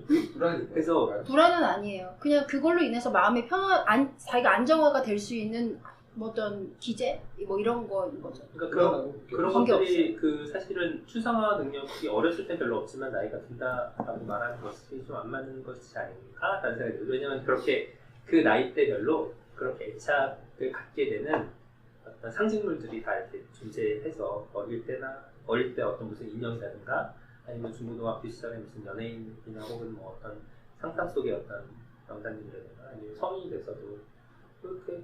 근데 그런 식의 내가 나의 불안의 요소를 없앨 수 있는 애착의 대상이 사람이건 사람이 아니고 어떤 장소건 뭐 이런 거 간에 그런 것들이 있다는 거는 자기를 안정화시키는 굉장히 좋은 방법 같아요. 근데 그게 아예 없다면 계속 불안의 요소는 더 불안으로 치닫을 수 있고 약간 이러는데 그거를 완충장치를 해줄 수 있는 거를 자기가 만들어 놓는 거니까 그건 굉장히 좋은 것 같은데요. 그리고 아까 불안형이 안정형이나 불안형한테 매력을 못 느끼게 되는 이유가 그러니까 회피형이 가진 그 매력적인 줄 것 같다가 안 주고 가까웠다가 멀어지고 이런 것들을 느껴야지만 내가 사랑에 빠졌다고 착각을 하게 된대요. 그러니까 강렬한 그런 어떤 사람 때문에 내가 강렬한 경험을 하게 되는 그거를 사랑이라고 착각하는 그 악순환을 계속하게 된다는 거예요. 그 회피형과 만나게 되면. 그러니까 그거를 자기가 스스로 연결고리를 끊으려는 노력을 해야 되는 거고, 그러니까 그 이후에 5가지 애착 유형 구별법 5가지가 있는데요. 이거를 그러니까 불안형인 경우는 이거를 잘 확인을 해서 그 사람과 그 의미를 주고받는 타인이 되기 전에 이 사람이 회피형인지 아닌지를 확인해 봐야 되는 거죠. 안 그러면 계속 회피형이면 피해라. 피해라예요. 왜냐면 불안형이 불안형의 입장에서 처음 만나서 반갑습니다. 이거 한번 해보시죠. 불안형의 입장에서는 회피형과 연애를 하게 되면 아까 말했잖아요. 칼자루를 회피형한테 몽땅 내주고 그 사람한테 목매는 식으로 변할 수밖에 없어요. 그렇기 때문에 그런 끌려가는 연애를 하지 않으려면 이제 본인이 그 판별을 해야 된다는 거죠. 회피형은 피해라가 진짜 그 항목 중에 있을 만큼 굉장히 일단 여기는 회피형이 많으니까 우리 회피형에 대한 얘기를 제 좀 생각에는요. 대표한테 도움되는 얘기 좀 해주세요. 아니요. 제 생각에는 지금 여기 계시는 분은 그냥 이성적으로 판단하셔가지고 그냥 대부분의 인간관계 속에서의 나의 유형을 체크하신 것 같아요. 아니 저 그렇지 않아요. 집에 가셔서 어떤 대상을 떠올리면서 자기가 정말 사랑하는 대상을 떠올리면서 한번 다시 체크를 해보시면 저는 더 좋을 것 같아요. 근데 이거 애착유형 구별법이라고 했는데 그 친밀감을 원하는 사람인지 확인하자를 보고 뭘 알 수 있어요? 그러니까 회피형은 나한테 관심을 다 주지 않잖아요. 이게 애착유형 구별법이 아니라 회피형 회피형 구별법이에요? 아니야. 안정형과 그러니까 연애를 할 때 모습은 안정형이나 회피형이나 안정형이나 불안형이나 거의 비슷해요. 그런데 그렇지 않은 유형이 회피형이라는 거야. 안정형도 비슷하다. 네, 안정형도 친밀하게 원하고 친밀한 관계를 원하고 그 사람이 다가오는 걸 거부하지 않는데 회피형은 제일 이상한 아닌 거잖아요. 일정한 관계가 지나면 회피형은 거부를 하니까. 근데 이게 나는 말이 안 된다고 생각하는 네. 게 연애할 때는 거의 약간 미친 상태가 돼요. 연애 그러니까 가능하잖아요. 이거를 이걸 어떻게 알아보는 구별해요? 시점이 4개월 이후래요. 호르몬이 떨어진 다음에. 그쵸. 그러니까 처음에는 막 스파크가 일어나고 이럴 때는 회피형이지 안정형이지 뭐 불안인지 알 필요가 수가 없는데, 없고 그쵸. 일단 만나고 싶고 이런 건데. 근데 이제 그런 성질들이 다 벗겨져 나간 이후 이걸 둘 보고서 간에 판단을 한번 해보라. 네. 그 5번은 무슨 말이에요? 말이나 행동하지 않는 때를 주목하자. 이게 뭐예요? 말이나 행동하지 않고 이 사람을 파악할 수 있는 분위기라는 게 있잖아요. 이 사람이 어떤 상황을 대하는 그런 분위기, 이런 분위기로도 알 수 있다는 거죠. 그러니까 안정형이나 불안형인 사람들은 조금 더 호의적이고 회피형은 아픈 남자? 아픈 남자 유형이야. 적대시 하나요? 대시하고. 음식점에서 막 반말하고 막 이렇게. 반찬 가져와 봐. 이렇게. 안 그러는데. 그러니까 다시 한번 잘 해보세요. 네. 과거의 연애를 떠올리면서 한번 해보시던지. 저는 문득 갑자기 든 생각이 과연 이런 그 사람의 어떤 이런 유형을 분류를 했을 때 이런 기준을 보고서 나는 어떻게 이런 걸 받아들여야 될까 이런 생각이 들었거든요. 그러니까 뭐 이런 걸 하면서 여기에도 내가 있고 여기에도 내가 있고 그런 느낌을 받잖아요. 근데 그걸 또 굳이 이런 기준에 맞춰서 해석하려는 노력 자체가 뭔가 좀 이상한 것 같기도 하고 이걸 포괄적으로 이렇게 아우를 수 있는 그런 서술이 좀 필요하지 않을까. 너무 그런 저도 생각이 들어요. 비슷한 생각이에요. 단순화시키면서 생각하는 게 편하기는 한데 뭔가 좀 여기저기서 이건 다른 요소를 더 많이 봐야 되는 거 아닐까라는 생각이 너무 단순화시키면서 생기는 오류가 있었던 게 아닐까 이런 생각을 굉장히 많이 하면서 들여다보게 돼요. 네, 예를 들어서 그건 어느 정도 공감을 해요. 어렸을 때 양육 상태에 의해서 불안형이 나올 수도 있고 회피형이 나올 수도 있고 안정형이 나올 수 있다는 건 어느 정도 공감을 하지만 근데 그게 전부냐라고 얘기하면 사람의 기질적인 부분도 있고 타고난 기질적인 것도 있고 근데 이 애착을 나누는 거는 나 혼자만 하는 게 아니잖아요. 내가 애착을 갖는 대상이 있잖아요. 대상의 입장은 지금 모르시잖아요. 다 모르시잖아요. 그러니까 저도 아까 생각한 게 이 설문을 할 때 나만 하는 게 아니라 이것을 내가 생각하고 있는 그 대상도 같은 걸 해보고 서로 그걸 교환해서 얘기해야 정확한 결과가 나온다고 생각하거든요. 둘 다 같이 해봐야 된다고 둘 다 생각하는데 같이 해보는데 그러면 그거를 이렇게 크로스 체킹이라기보다는 근데 상대한테 점검은 받을 수 있겠죠. 네. 결과가 회피형이야? 너 회피형 아니야? 아니 너 안정형이라고 웃기네 회피형이야? 뭐 이런 식의 답을 들을 수도 있겠죠. 이게 크로스 책 정도로 생각해요. 그러니까 아니, 오히려 그게 더 위험할 수 있는 거 아니에요? 뭐 이런 게 딱 나왔을 때 거의 다 만족하고 동의를 얻기는 정말 어렵지 않겠어요? 네. 이거? 네. 그 화성 그 금성 그 책도 너무 막 추천해갖고 읽었는데 저는 남성 쪽에서 동굴로 들어가는 게 이해가기 전에 여자에 대해서 정의해놓은 것이 너무 저랑 안 맞아서 여자 일 아니려는데 왜 여자 이렇다고 얘기한 다음에 남자가 이렇다고 하니까 남자 아니라고 하냐 이렇게 생각이 들더라고요. 그래서 동의 못하는데 이게 왜 인기가 있을까? 그것도 있는 것 같아요. 그 아마 이 남자는 이렇게 해야 된다라는 행동 패턴과 여자는 보통 이렇다라는 행동 패턴을 큰 틀에서 서술했을 때 그것을 그 안에서 이제 남자들이 생각할 때 아까 동굴로 들어간다는 얘기를 했지만 그 왠지 고민을 혹은 자신의 감정을 남자들은 누구한테 이렇게 막 시시콜콜 얘기하거나 드러내는 것이 좀 약간 금기시되거나 불편하거나 좀 그런 인식은 있거든요. 근데 특히 자기가 진짜 치부라고 생각되는 근데 그거 그- 제가 같이 이야기 나눠보자는 질문에 있는데 네. 왜 좀 약간 비슷한데 왜 그래요? 몇 번? 못 들어와요? 무엇이요? 1번 독립성은 세련되고 멋진 것 친밀감이라고 같이 함께 나누고 푼 질문이요. 독립성은 세련되고 멋진 것 친밀감이라고 불리는 우존적 욕구는 경멸로 바라보는 문화에 대해서 어떻게 생각하는가?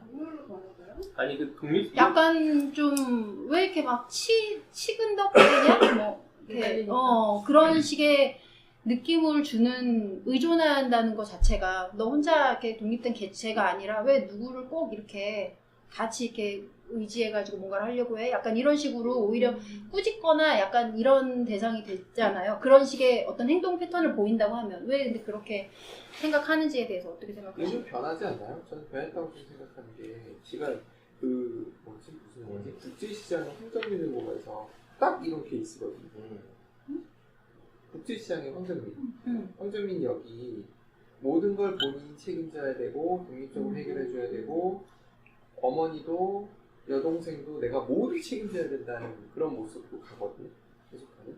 그 모습이 어떻게 보면 사회화된 걸 수도 있고 또는 그 영화 속에서의 설정은 아버지가 자기가 얻고 있던 여동생이 떨어지는 바람에 내려가면서 마지막으로 한 말 때문에 그럴 수도 있고 뭐 여러 가지가 있겠지만 사회적인 분위기 자체의 영향이 굉장히 아까 좀 그런 비슷한 얘기를 하셨던 게 아닌가 싶은데 그런 부분이 아닐까? 이런 생각이 들어요. 본인의 머릿속에 이제 독립심 하면 떠오르는 독립심이 강하다고 생각했을 때 떠오르는 어떤 형상이 있고 그리고 어떤 친밀감이 강하다던가 이제 아니면은 이렇게 그 의존적인 욕구가 강하다고 생각했을 때 떠오르는 이미지 상이 있을 것 같아요. 지금 제가 봤을 때 지금 말씀하셨던 거는 독립성이 세련되고 멋지다고 표현한 거는 내 머릿속에 뭔가 독립적인데 되게 멋지고 아름다운 뭔가 상이 있어서 뭔가 미국의 뭔가 서부의 뭔가 독립적이고 뭔가 그 어떤 그런 상이 있는 거고 이제 친밀감, 의존적 욕구 이런 게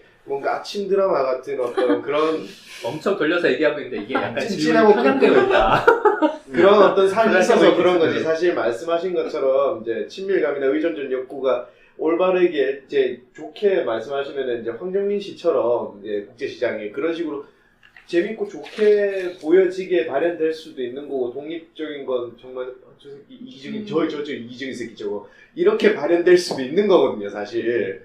그게 어떻게 보냐에 따라 사실 그러니까 가치라는 게 사실 이게 독립성이라는 게 무조건 좋은 가치고 의존적인 게 무조건 나쁜 가치라고 사실 이제는 그렇게 받아들여지지 않는 거 아닌가? 사실 우리가 이제 논리적으로 생각할 때 그렇게 생각하는데요. 이제는 그렇게 받아들여지지 않는다? 의존적인 내 모습을 그럼 다 사람들한테 드러내세요? 그러니까 선악구분으로 이렇게 네, 얘기하기는 맞아요. 사실 어렵다는 거죠. 이제 근데 이법적으로. 딱 저는 듣기 이후 되게 공감되는데 이거 그냥 보고 어떻게 생각하냐? 이렇게 했을 때는 저는 그 어떤 적자생존 약육강식의 거기서 친밀감 혹은 의존적 욕구를 가진 자는 떨어지는 거예요. 상대가 없으면 어떤 강한 상대라든가 의지할 사람이 없으면 온전치 못하고 스스로를 챙기거나 혹은 뭐 이렇게 하지 못하니까 어쨌든 약하잖아요. 약자가 되는 거잖아요. 그렇기 때문에 지탄받는 거다 이렇게 생각했어요. 죄송한데 한 번만 더 말씀해 주세요. 한 번 더 얘기하면 반일을 한것 같은데. 궁금한 걸 다시 들었잖아요. 이게 표현의 문제라고 저는 생각을 마찬가지로 해요. 독립성과 의존성이 사실은 동시에 존재해야 된다고 생각하고 최근에 그 사피엔스라는 책 읽으면서 되게 재밌어요. 흥미진진하게 읽고 있는데 거기서도 보면 사피엔스가 네안데르탈인을 이길 수 있었던 것을 유발 하라리식으로 해석을 하자면 서로 의존했기 때문이거든요. 그러니까 의존성이 나쁘다 이렇게 얘기하는 것도 사실은 어떻게 보면 사회에서 우리가 그렇게 트레이닝을 받았기 때문이라고 저는 생각을 하는 거지 지금은 이게 많이 없어진 상황이라고 생각해요. 근데 그게 협력과 여기서 말하는 의존과는 약간 좀 다른 것 같아요. 달라요. 다른데 사람들은 그 혼재해서 그러니까. 생각을 한다는 그러니까 저도 지리기를 혼자에서 구워서. 생각해서 그런 것 같아요. 독립성은 뭔가 이렇게 자기 주관이 있고 자기 생각이 있고 이렇게 바라보는 거고 친밀감이 의존적 욕구랑 저는 등치된다고 생각은 안 하지만 만약에 그렇게 놓고 보는 사람이 있다면 친밀감 자기 생각이 없고 예를 들자면 뭐 먹을래? 좋아. 좋아. 뭐 이런 식으로 그 아까 말하신 협력이라는 것과 의지 없음 뭐 이런 것들을 되게 훈제해서 놓고 생각하기 때문에 그런 거 아닐까요? 근데 이게 친밀감이라고 그걸 놔서는 안 될 것 같아요. 이렇게 생각 안 하는 사람 많으니까. 아무튼 뭐 다른 것도 뭐 더 얘기해보죠. 과거에 비해 문명의 발달로 편해지고 여유로워진 것은 분명한데 현대인들이 불안하고 불행하다고 느끼는 이유는 뭘까? 아까 오면서 보니까 우리나라 행복지수가 188이더라고요. 몇 점 만점이에요? 만점 만점에? 아니 188위. 위. 아 위? 점이라 그러지 마시고. 그러니까 왜 우리나라 이렇게 인터넷이 많이 발전했기 때문이라고 생각합니다. 그래서 제가 이런 걸 생각하면서 왜 우리나라까지 포함해서 안정형이 50%일까 이런 생각이 든 거였고 그리고 저는 이 부분에 대해서 저도 굉장히 궁금했었거든요. 그래서 알랭드 보통 책 읽으면서 굉장히 그 불안 읽으면서 굉장히 많이 공감이 됐거든요. 그건 돈 없어서 불안하다 이런 소리 아니에요. 돈이 없는 게 왜 불안한지 앞으로 더 나가보면 사랑 욕구라고 표현이 나와요. 사랑받고 싶은 욕구에서 시작이 된 거다. 근데 사랑을 받으려면 명예나 돈이나 이런 게 있어야 된다고 생각하는 그런 사회 환경이 되어서 그렇게 된다. 이런 식이 알랭드 보통식 접근이거든요. 저는 그 책에 사랑을 충분히 받고 있어도 전 집에 가서 게임을 하고 싶어요. 이거 불안하고 무슨 게임을 못해서 불안할 수 있는 거죠 우리. 이건 중독. 중독이라고 표현하시면 이거 위험합니다. 그런 뜻 아니에요? 저는 문명의 발달이라기보다는 오히려 지난번에도 한번 말씀드린 것 같아요. 미디어라는 것 때문에 사람들이 생각한 비교 대상이 너무나 많아져서 자신을 타인과 비교할 수 있는 것들이 너무 많아진 거예요. 그 요소도 그렇고 그 대상도. 그러니까 과거에는 우리 마을의 옆집에나 뭐 윗마을의 애까지만 나의 인식 속에 있고 비교 대상이 거기까지였다면 지금은 미국에 있는 할리우드 뭐 팝스타 뭐 이런 애들까지 나의 비교 대상이 될 수 있는 거잖아요. 동일한 나이에. 그게 이제 해석이 그건 거예요. 그 사람이 있기 때문에 내가 애정을 못 받을 수 있다는 생각을 하는 거죠. 아니 그러니까 애정을 느낀다기보다는 그러니까 예를 들어 여기서 뭐 이걸 발달감을 쉽게 느끼고 뭐 애착의 관계로 볼 수도 있고 아니면 자기가 생각하는 자신의 모습을 규정할 때 나는 어떤 사람일까 그럼 뭐 우리 동네에서 똑똑했으면 똑똑하다. 뭐 이렇게 생각을 했던 사람이 그 물을 넓혀보면 되게 초라해지는 경우가 있잖아요. 좀 대학교 가서 또 그런 경우가 많은데, 그러니까 예를 들어 이제 중고등학교 중에 과학고나 영재고 이런 외국어고 이런 애들 가보면 그 중학교 때까지만 해도 반에서 1등하고 막 정규에서 놀던 애들이 가면은 반에서 40등하고 막 이러거든요. 그럼 걔들이 그 자아존감이 확 낮아져요. 대학교도 마찬가지. 대학교는 또 비슷한 성적대로 오니까 중고등학교에서 뭐 학교에서 1등 했던 애들이 와서는 또 자기가 그렇게 뛰어나지 않다는 거니까 그게 낮아지거든요. 그래서 그런 불안이나 어떤 그 자존감이라는 것들 비교해서 떨어지는 사람들도 있거든요. 안 떨어지는 사람 있어. 저는 사실 뭐- 요거랑 좀 다르게 생각하는데, 그러니까 예전 같은 경우에는 뭐 이렇게 식탁으로 치면은 식탁 위에 밥하고 김치하고 된장찌개 정도가 이제 행복을 가지게 되는 맥시멈의 반찬 수였다면은 이제는 아구찜도 생기고 회도 생기고 이것저것 생겨야 돼. 그러니까 내가 행복이라는 걸 가져야 되는데 필요한 반찬 가짓수가 굉장히 많아진 거예요. 어떻게 보면. 그래서 내가 예전에 먹어본 뭐 어떤 맛의 특별한 반찬이 있었는데 그걸 다 가질 수는 없잖아요. 그러니까 내 모자람을 항상 생각하고 있는 거예요. 남들하고 비교해서 일 수도 있겠죠. 말씀하신 것처럼. 약간 예. 약간 종류는 다르지만 비슷한. 근데 저는 이 비교라기보다는 부분에 그렇죠. 대해서 살짝 다르게 한번 생각해보고 싶은 게 뭐냐면 그건 그럼 전 세계 공통이라는 거예요. 그 상황은. 그때 전 왜 세계적으로 우리가 더 떨어질까? 전 세계적으로 미디어가 더 발달한 나라의 순위. 미디어가 혹은 될 수 문화적으로 예. 뭐가 더 자유로운 그 요소가 더 점점 늘어나는 추세일 경우에가 더 커지지 않을까. 저는 사실은 환경이라고 생각을 더 많이 하는 편이에요. 사회적인 분위기에 의해서 그런 걸 비교를 더 많이 당하면서 커오면서 생기는 현상이 아닐까. 상대적으로 그런 거에 대해서 그러니까 이런 거죠. 교육을 받을 때 넌 이게 참 좋고 넌 이런 면에서 참 괜찮고 넌 이런 식으로가 아니라 하나의 잣대를 갖다 대는데 너무 익숙해지다 보니까 생긴 게 아닐까라는 생각을 좀 해보는 거예요. 한국이 특히 좀 이게 몰아서 어떤 틀에다 일본도 비슷한 형태를 보이잖아요. 그러니까 누구나 다 학창 시절이라는 그 통과 의례처럼 그 12년의 시간을 지나오는데 이때 이미 그거가 다 서열이 정해지면서 나는 잘하는 애 못하는 애로 평생 그거를 갖고 살게 되는 사람들이 거죠. 분명히 있긴 있어요. 아까 있다고 하셨잖아요. 네, 분명히 있긴 있어요. 네. 근데 대다수가 근데 그렇게 돼가는 것 같아요. 그러니까 그런 식으로 분위기상 그렇게 돼가는 것 같아요. 학창 시절 되돌아보면 지금에 비해서 굉장히 행복했다고 생각을 하는데 다른 분들은 되게 불행한 학창 시절을 지내셨나 봐요. 전 되게 학창 시절 지금에 비해서 되돌아봤을 때는 사실 학창 시절이 되게 행복했다고 생각하거든요. 물론 그때는 아닐 수도 있겠죠. 저랑 그때 생각해보면 생각하면. 그때 가장 마음 편했겠죠. 네, 다들 그렇게 생각하지 않나요, 보통? 아니더라고요. 그렇지 아니에요? 않더라고요. 그러니까 저는 사실 아무 생각 없이 지냈기 때문에 모르겠고 네. 그러니까 행복에 뭐 어떤 특별한 나만의 어떤 절대적인 기준이 있다고 생각하면 점점 이제 그래프가 하향하고 있다고 생각해요. 어릴 때에 비해서 점점 하향하고 있다고 생각해요. 그래프가. 왜일까요? 글쎄요. 사실 그건 참 문제가 있는데. 아까 예. 말한 거에 답이 있는 것 같아요. 예, 제 상 안에 들어올 수 있는 반찬의 가짓수가 점점 늘어나고 있다고 생각하는 거죠. 전 다 먹을 수 없는데, 모든 반찬을 차릴 수가 없는데, 차릴 능력이 없는데.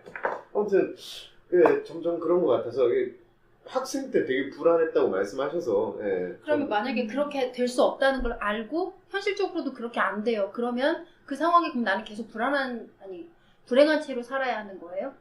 지금 미쳐서 살아야죠. 예, 지금 그래프대로라면 내일이 더 불행할 거고, 내년이 더 불행할 거니까, 지금 되게 행복하게 살아야죠, 그러니까. 어떻게 하면 그렇게 살 수 있어요? 자기 마음을 잘 다잡고 있는 것에 만족하고 항상 감사드리면서 도덕심이다.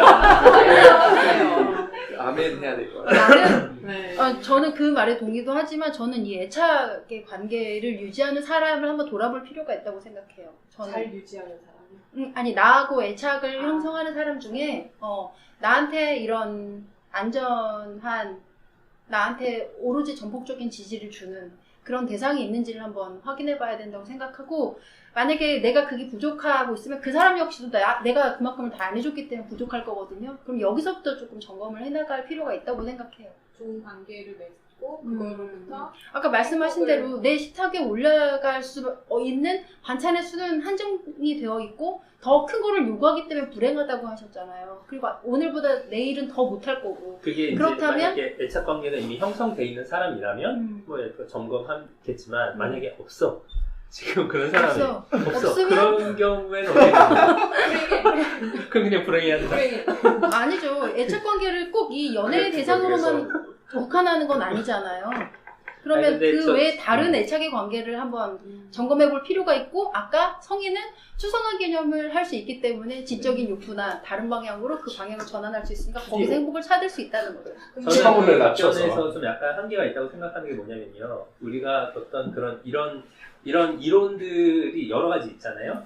자기에게 맞는 사람을 찾는 이론들이 여러 가지가 있어요. 근데 사람들은 그 이론에 완전히 100% 신봉해서 그게 설사 맞다 하더라도 그런 기준을 사람을 고르지 않고 다른 사회적 요소를 두루두루 첨가해서 내가 저 사람이 정말 성격 좋고 나랑 대화도 잘 맞는데 근데 집이 없어. 전 차가 없네? 뭐 아니면 뭐 직장이 별로지 않아. 이러면 그 사람은 아웃인 거지. 그러니까 사람들이 생각하기에 자기가 진짜 원하는 정말 내재적으로 결핍된 것을 세워줄 수 있는 사람이 있음에도 불구하고 다른 사회적인 기준에 이렇게 한두 개 더 넣다 보면 그런 사람들 눈에 들지 않게 돼요. 저는 그렇게 생각하거든요. 그걸 인간적이라고 하는 것 같아요. 네? 완벽하다면 1부터 2까지 딱 아무튼 해가지고 계산 딱 나오는 이 사람 너 그럼 가자 하는 거가 이거는 이상적인 건데 이런저런 이유 때문에 내가 엉뚱한 선택을 하고 이거가 너무 인간적이지 않아요? 그러면 그거에서 벗어날 수 없다고 생각해요. 실수도 당연히 하고 엉뚱한 선택을 하고 그것도 수습하는데 시간 가고 뭐 이런 거 있죠. 이게 인간의 삶 아니에요? 저는 근데 이제 그런 걸 그렇게 보는 거죠. 그러니까 성찰이 부족하다는 생각을 하는 거예요. 그러니까 그 성찰이 부족하기 때문에 자기가 진짜 원하는 것이 뭔지에 대해서 일단 명확하지 않고 그리고 그것을 안다 하더라도 다른 요소들에 휩쓸린다라고 생각합니다. 사회적으로 중요하다는 요소에. 예. 그런데 실제 지금 과거에 자신이 선택했던 그 여자친구나 남자친구와 지금 내가 필요로 하는 여자친구의 남자친구의 상황이 좀 달라지지 않는 것 같아요. 달라서 계속 예쁜 여자야? 이거 세 번째 질문이랑 비슷한 거 같아요? 네네. 세 번째 질문이랑 세 번째 질문. 내가 이성을 볼 때. 유심히 살피는 점이 있나요? 이게 결혼 전이에요? 결혼 후예요? A는 있을 때 없을 때예요. 등등등 되게 복잡해져요. 이거 달라진다는 게 중요한 거 이거 아니에요? 유튜브에 올라간다는 생각을 하고 발언을 해주시기 바랍니다. 조심하세요. 않을걸요? 파티와 유튜브에 올라갑니다. 이 발언들은. 잘라주세요. 이런 작업도 돼요? 아니 이건 좀 그런데? 그러니까 어쨌든 이게 달라진다는 게 중요한 거 아니에요? 그러니까 저희가 어렸을 때 생각했던 그런 것과 이렇게 나이가 들면서 생각하는 게 달라지는데 그러면서도 어떤 면에서는 어렸을 때 그렇게 혹했던 것들이 나이가 들어서는 별로 그다지 매력 그래 이쁘고 뭐 다 좋긴 한데 그거보다는 이게 더 중요하지라는 가치관들이 점점 생기고 자신의 결핍 요소를 좀 더 명확하게 바라보게 되고 어렸을 때에 비해서 그래서 그게 맞는 사람들을 더 만나려고 노력을 하고 그러니까 그런 성향이 더 자기가 스스로 성찰하는 단계가 생기기 때문에 그렇게 달라지지 않나 이성을 보는 관점이 그렇게 생각하거든요. 바뀐 것 같아요. 예를 들어서 안 바뀌어. 아주 어렸을 때 연애를 한다는 느낌으로 그냥 만날 때 이성과 내 결혼을 해야겠다고 생각하고서 바라보는 이성이 같은 사람도 있겠지만 다른 사람도 많을 거라고 생각했어요. 그러다 보면 이것도 변할 거라고 생각하고 나이에 의해서 상황에 의해서 굉장히 많이 바뀔 것 같아요. 전 3단계 연애할 때 결혼할 때 그리고 결혼 이후에도 바뀌지 않나. 그래서 이성을 그러니까 결혼을 할 때 생각했던 기준과 살아보니까 이건 안 맞는구나. 이런 나중에 또 한번 달라지지 않는 기회가 오지 않나 이런 생각이 들어요. 연애를 많이 하면 생긴 현상 중에 하나가 거기서 거기다 이런 생각하지 않아요? 뭐 사람마다 다르겠지만 어쨌든 자, 제가 편집할 테니까 자유롭게 한번 말씀해 보세요. 야 믿을 수 없어. 자, 근데 솔직하게 자, 이 부분 편집하겠습니다. 여기서부터. 지난 연애를 통해서 나의 실수와 과오나 뭐 이런 것들에 대한 성찰이 충분히 일어났다 하더라도 현실에서 다시 내가 또 누군가를 사랑할 때 내가 정말 진정으로 원하는 부분을 채워줄 만한 상대라고 해서 선택을 할 수는 없을 것 같아요. 변수가 너무나 많고 또 성찰이 충분하지 않은 거죠, 그거. 아니 그러니까 성찰과 상충할 것 같아요. 성찰에 상충한다는 건 좀 이상하지 않아요? 성찰은 모든 그 근본적인 걸 깨닫는 건데 그건 성찰이 아니죠. 그건 깨닫는 게 아니라 그냥 계속 혼란된 상황이고 그냥 계속 기준이 바뀌는 거예요, 상황에 따라서. 근데 정말 자기가 결핍된 요소가 없다고 생각을 하거나 아니면 그걸 제대로 파악을 못했다는 얘기겠죠. 기준이 어떤 시점에 내가 기준이라고 생각을 확고하게 해서 그 기준을 맞췄어요. 예를 들어서 감정적인 거, 뭐 호르몬이 떨어지기 시작하는데 내 기준이 맞는다고 생각해서 계속 했는데 딱 이루어지고 나서 봤을 때 그 기준이 잘못됐다는 걸 알았어. 그럴 수도 있는 거잖아. 그거는 성찰이 잘못됐다라고 봐야 되는 건가요, 그거를?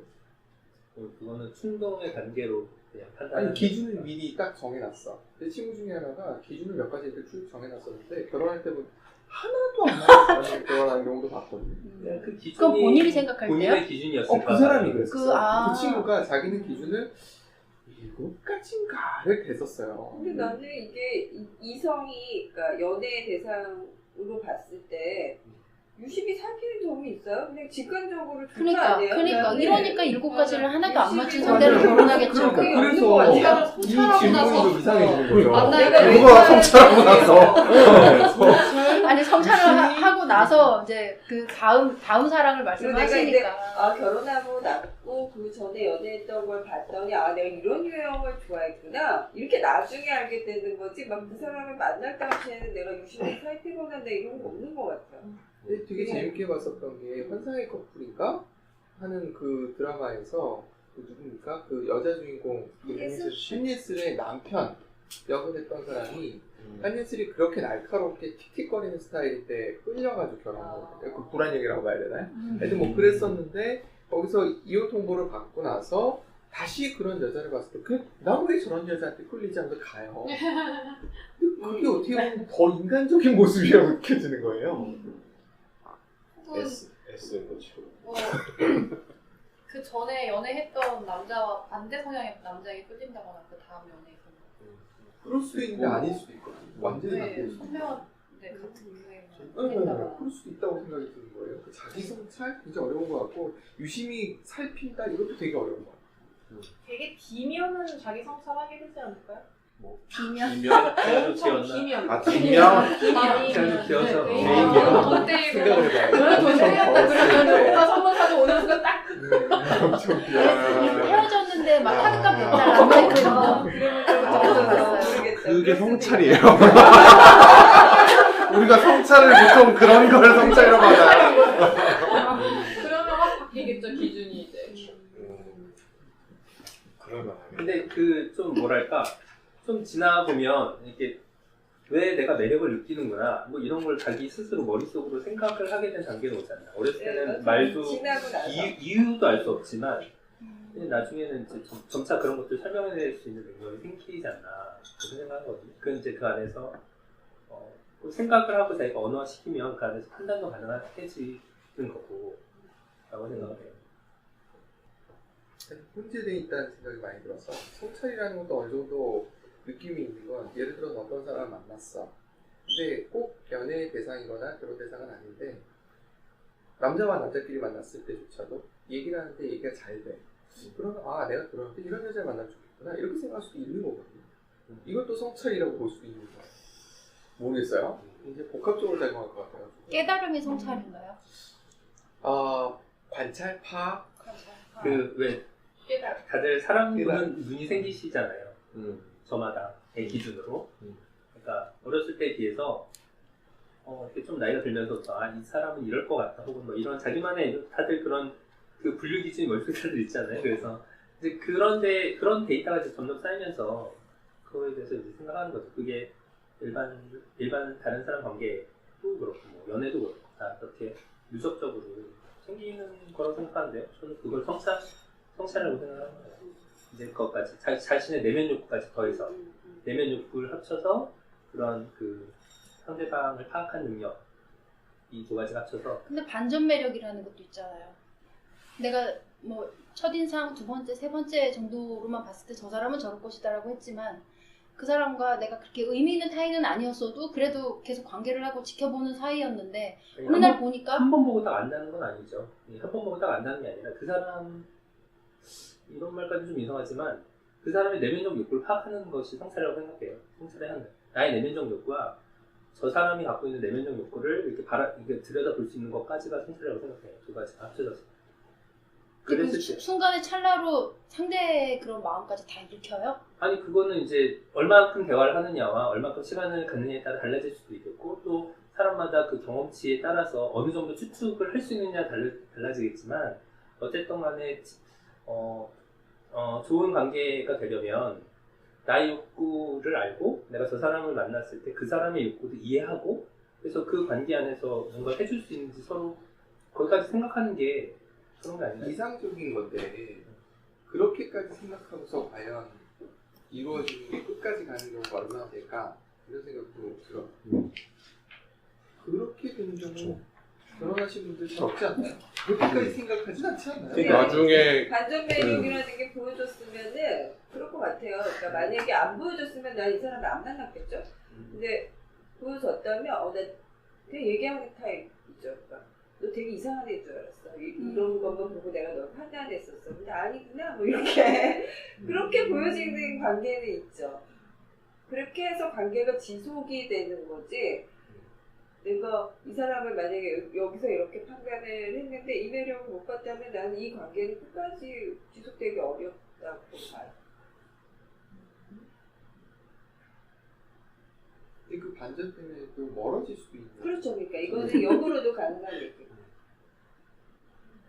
근데 반전 매력을 싫어하는 사람도 있지 않을까요 혹시? 아무리 긍정적인 반전이더라도 반전 매력이 뭔지 사실 잘 모르겠는데. 네, 저도 사실 그런 경험이 없습니다.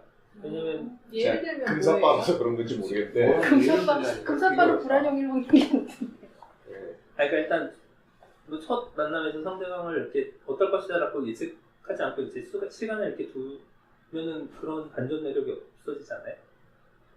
말이 없는 사람인 줄 알았는데 네. 어느 순간에 본물 터지듯이 말을 한다니까. 이런 것도 반전 매력일 수 있고 뭐 사회적인 물질적인 측면에서 봤을 때 늘 추리하게 입고 다녀서 그냥 뭐 평범한 부학생인가 보다 했는데 어느 날 갑자기 페라리 몰고 와서 깜짝 놀라게 한다든가. 근데 그런 것들이 그 사람의 그건 내면적 좀 반전 페라리야 심지어 페라리야 와. 약간 상상할 수 있는 범위를 넘었어. 남자들 입장에서 봤을 때 페라리가 타고 늘 왔는데요. 어떤 그러니까 이런 거죠. 대학교 1학년 반전이야, 때 지금. 방학 전에 봤었던 동기의 모습과 방학이 끝나고 나서 갑자기 변신해서 나타나는 경우가 있을 수 있거든요. 뭐 성형을 했다는 뜻이 아니라 그냥 스타일이 바뀐 거예요. 스타일이 확 바뀌었을 때 그럴 수도 있는 거잖아요.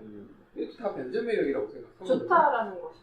근데 꼭 나쁠 수도 있어요. 나는 그게 싫을 수도 있어요. 난 그렇게 네. 그 전에 그 모습이 난 수수해서 네. 좋았는데 이건 싫어. 이럴 수 근데 있어요. 여기서 얘기하는 그런 애착 관계는 사실 그런 거라기보다는 물론 성향과 어떤 내면적 욕구에 좀 더 가깝다고 한다면 저는 그런 것들은 사실 오히려 방해하는 아까 말했던 그런 다른 우리 어떤 내면적 욕구를 파악하는데 정말 좀 방해된 요소에 가깝지 않나 그 반전 매력이라기보다는 라고 생각해요. 지금 드셨던 예시들은 근데 그런 거 말고 이제 좀 다른 측면을 가지고 뭐 되게 무뚝뚝한 줄 알았는데 다른 사람한테 좀 친절하게 대하는 모습을 본다든가. 그렇지 않아요? 나한테 무뚝뚝한데? 최악일 것 같은데. 나한테만 무뚝뚝해. 그러니까 뭐 그래 아무튼 태평이 그래요. 와. 태평이. 근데 그 남편을 처음 만났을 때 그 남편의 어떤 점이 제일 좋았는지 지금 기억을 하자면 그 당시에 좋았던 건지 잘 모르겠는데 지금 기억을 하자면 말수가 적다. 아 되게 진짜 굿 리스너구나. 좋아. 얌전해. 좋다. 얌전한 사람 좋아해요 제가. 그래가지고 좋다 생각했어요. 그리고 자기가 뭐 자전거로 국토 횡단 뭐 이런 거 했다고 그러고 뭐 길에서 잤다 이런 얘기를 하니까 생활력이 있겠다. 철인 3종 한다. 어. 건강하겠다. 돈 안 들어가겠고 괜찮다. 돈 안 들어가게. 그런 것들이 제일 가성비 좋네. 좋게 가성비로 기억이 남았는데 딱 결혼을 하고 났더니 말이 많은 사람이었고 말이 많으니까 좋아요. 나발나발나발 계속 쪼말쪼말 맨날 얘기하고 이제 그만 하자 그러니까 한 개만 더 하자 이런 식으로 쫑쫑할거리는데 제가 생각했던 것보다 말이 많으니까 좋구나라는 생각이 저는 들거든요. 그러니까는 제 판단이 그 당시 제 판단이 옳지 않았던 거죠. 그리고 제 성향을 내가 잘 몰랐기 때문에 무뚝뚝하고 조용한 애가 좋아 편하니까 이렇게 생각했지만 그게 아니었고 그리고 철인 3종을 한다 그래서 좋다고 생각했는데 이게 철인 3종을 너무 하는 거예요. 아주 미친 듯이. 그래서 이게 너무 또 싫은 거죠. 그러니까 정말 나의 그 짧은 판단은 나중에 이것이 어떻게 발전될 수 있는지를 너무 이제 지금 말씀하신 것 같은 경우는 결혼 전에 이성적으로 생각했던 것과 네네네. 감정적으로 받아들이는 게 달라졌다는 말씀을 하시는 거라고 저는 받아들여 이해해도 되나요? 그렇게 해도 되겠지만 제 네. 포커스는 이거예요. 그 당시에 나의 판단이 내가 분명히 이성적으로 했지만 이거는 뭐라 그래야 되지? 충분히 예측하지 못했다. 이것이 코렉트하지 않다. 이거 그냥 판단 미스인 거예요? 아니면 남편분이 다 드러내지 않았던 거예요? 판단 미스라고 저는 생각해요. 제가 그냥 보고 싶은 것만 본 거예요. 되게 말이 많았었는데 얌전하다고 제가 봤어요. 제가 좋아하는 게 얌전한 거니까. 이미 콩깍지가 씌워져서 모든 걸 다 그렇게 맞춰서 그러니까 판단이 생각하게 진짜 잘 안 되는 것 같아요. 큰일 앞두고는. 그러니까 종우님은 이걸 그럼 성찰이 부족했다라고 판단할 수 있는 거예요? 이런 얘기를 들으시면? 유심히 살피는 게 불가능했다 이렇게 봐야 되는 거 아닐까요? 근데 사실 불가능한 그런 갑자기 이렇게 콩깍지가 씌운 경우에는 판단이 이렇게 잘 모르는데 판단이 잘 안 될 수도 있다고 생각하는데 그렇지 않은 경우에는 충분히 고려하게 되는 것 같아요. 이게 충분히 고려한 거예요. 그러니까 저는 성찰이라는 얘기를 들었을 때 좀 당황스러웠던 게 연애하고 뭐 결혼을 하든 이러면서 어떤 결정을 내잖아요. 사귀기로 결정을 하든 뭐 결혼을 하기로 결정을 하든 이걸 성찰의 판단 근거에서 하는 사람이 얼마나 되는지가 사실 이해가 좀 다 안 되더라고요. 누구를 결정할 때 만나야 되는지 말아야 되는지 결정할 때 나는 그동안 이렇게 만나왔고 이런 사람을 만났은 거는 그냥 내가 가진 기준 같은 거지 되게 쉽게 변하고 알고 보면 이렇게 생각했던 것처럼 다른 매력이나 다른 사람이었던 경우도 있고 내 기준이 잘못된 경우도 좀 있고. 저는 제가 말하고자 했던 뉘앙스는 어떤 거에 가깝냐면요. 사실 이런 유형을 나눴을 때 이것이 저는 유의미할 수 있다는 것이 내가 분명히 충분히 잘 그 경험과 내가 여태까지 만났던 사람들의 타입과 이런 모든 데이터를 종합해서 저 사람이 나한테 어떤 부분이 해가 되고 어떤 부분이 좋을 것이다라고 판단이 됐고 실제적으로 그렇게 나온데도 불구하고 어떤 나의 그 감정적 결핍이라던가 아니면 어떤 그 불안정성 때문에 그것을 계속 진행하게 되는 경우에 유의미하다라고 생각하는 거예요. 그래서 이건 좀 말이 좀 이상한가? 그러니까 충분히 잘 스스로를 돌아봤는데 또 불구하고 그렇게 실제로 행동하지 못하는 경우에 이런 유형 분류가 어느 정도 나의 판단 미스를 교정할 수 있는 그런 의미가 되지 않나 이렇게 생각하는 거죠. 근데 사람들은 누구나 다 생각을 하고 경험 안에서 그 논리적으로나 어떤 식으로든 그리고 그것을 다시 실행하려고 하지만 그럼에도 불구하고 안 되는 부분에 이런 이론들이 의미가 있다 생각하는 건데 자기도 어떻게 할 수 없는 분명히 쟤랑 만나면 망할 것 같은데 왠지 계속 보고 싶다 이러면 뭐 이런 유형 분류가 의미가 있다고 생각합니다. 내가 그 사람을 만날 때 불안 유형으로 나타나고 그 사람은 회피 유형으로 나타나는 것 같아. 그럼 피해라. 뭐 이렇게 되는 거야. 불안을 위한 드러난 이상 제가 봤을 때 회피는 못할 것 같은데 이미 불안과 해피의 관계로 맺어졌는데 여기서 불안 유형이 해피를 할 수 있을까요? 내가 봤을 때 저는 그건 공감이 돼요. 그거 쉽지 않을 것 같아요. 이미 끌렸고 그 상태에서 그걸 과연 내가 이성적으로 딱 끊을 수 있을까? 현상이 나타났는데 현상이 나타났다는 건 이미 키가 넘어간 상황 아닐까요 사실? 4개월이나 지났는데. 그리고 그걸 감내하고 평생 가야죠. 네. 그 사람한테 칼자루가 넘어가가지고 계속 고통 속에서 그걸 계속 순환이 피할 수 없다. 나쁜 순간이 이어질 수밖에 없어요. 피할 수 없다. 이혼해도 되잖아. 왜 피할 수 없는 지옥을 지옥에. 선택하는 건가요? 그런 극단의 선택 아니고서는. 그러니까 그러지 않기 위해서는 4개월의 시간이 짧지 않다는 거죠. 그때 판단을 하는 것이 더 저는 간것 이제 같은데. 2년? 수치가. 그죠? 2년 가요. 3년 넘게 가자. 그래요. 아니 그러니까 사람마다 좀 다르겠지만 그래서 이건 참고를 해야겠습니다. 이제 택도 없는 비혼자들은 거. 3년 걸릴 3년 참고해야겠다. 1년 말씀하셨고 3년은 깁니다. 결혼도 연애도 안 한 것 아니 같아서. 결혼이 누가 길다는 거예요? 연애가 연애가 길다는 거예요? 손깍지가. 3년 길다. 깁니다. 깁니다. 이걸 유형을 이렇게 분류하는 게 과연 연애하는 데 도움이 될까라는 생각을 또 근데 해보게 무슨 돼요. 문제가 생기면은 좀 이해할 내가 이런 문제를 왜 갖고 있는지 이해하고 싶은 사람이 있잖아요. 그럴 때는 이렇게 유형이 나눠질 수도 있구나 이렇게. 나도 그럴 그건 수 동의. 내가 네.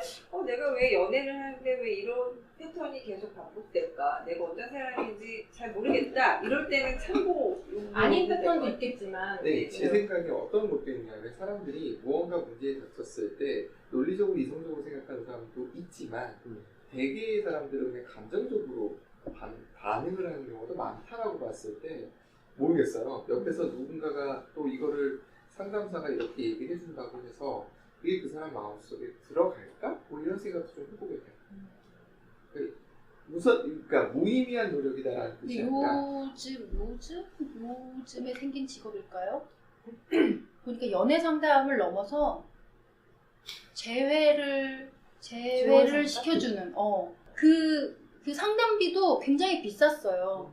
몇십만 원이고 그리고 막 이렇게 연애가 그러니까 그 회피형의 그런 계속 도망가고자 하는 그런 반복된 패턴 때문에 불안형이 극도의 극단의 선택을 해버려요. 우리 그만 만나 이렇게. 그리고 나서 후회를 하는 건 회피형이 아니라 불안형이 후회를 하게 돼요. 그럼 불안형이 극도로 불안해진 그 상황을 지금 애착의 대상이 없어졌으니까 아주 극심한 스트레스가 되잖아요. 이럴 때 찾는 데가 그런 제외업체였고 그 제외업체에다가 비싼 돈을 주고 상담을 해가지고 이제 거기서 정해준 그 룰대로 움직이게 되는데 여기서 그 정해준 그 룰대로 따르는 그 지침을 하나를 받기 위해서 너무 덜덜덜 떨고요. 그 지침에 그 내용이 또 있어요. 그 내용대로 제대로 못해서 실패하는 사람도 굉장히 많고, 했는데도 반응이 제대로 없어가지고 고민하는 사람도 굉장히 많고, 근데 이 불안한 사람들이 그 상담을 하려고 얼마나 애간장을 타냐면요.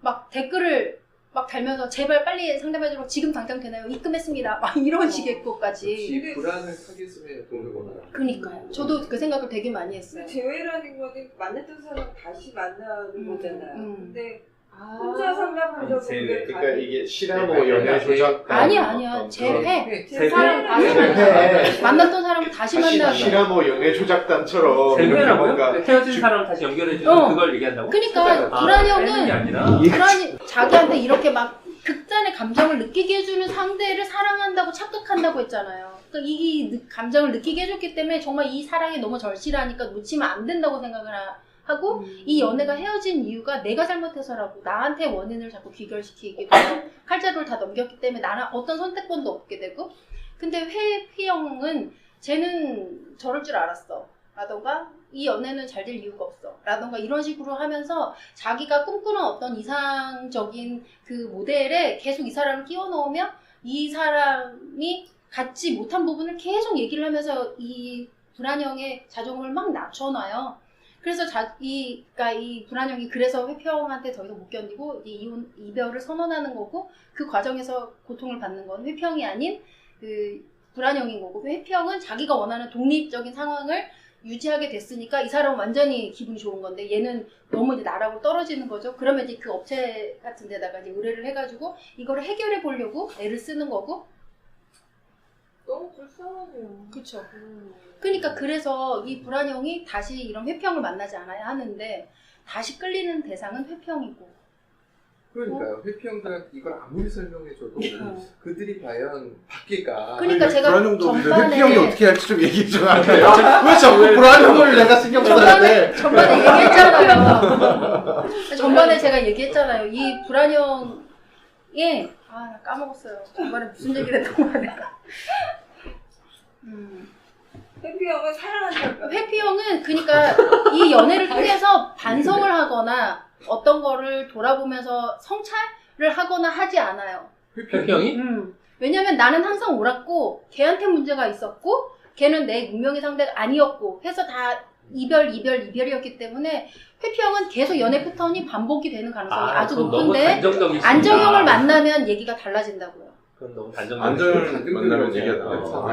어떻게 달라질까? 그러니까 안정형은 회피형한테 그런 개인적인 독립된 시간, 공간이 있어야 된다는 거에 대해서 이제 토를 달지 않고 그거를 받아주고 그 다음에 이 사람 다시 돌아왔을 때 잘 해결해 주는데 반해서 불안형은 내가 원할 때 와줘야 하고 내가 원할 때 있어줘야 하고 이런 요소가 강하기 때문에 회피형이 생각할 때는 굉장히 구속하고 족쇄 같고 약간 그런 느낌이 들어서 의견이 상충한다고요. 그런데 저는... 불안형은 일정한 수준까지 회피형이 그 단계를 조금 지켜주고 안정적인 기질을 형성해 주면 불안형은 더 이상 불안형이 아닐 수 있는데 회피형이 대부분 그 시간을 못 참고 2년이 안 돼서 이별을 선언하는 경우가 많대요.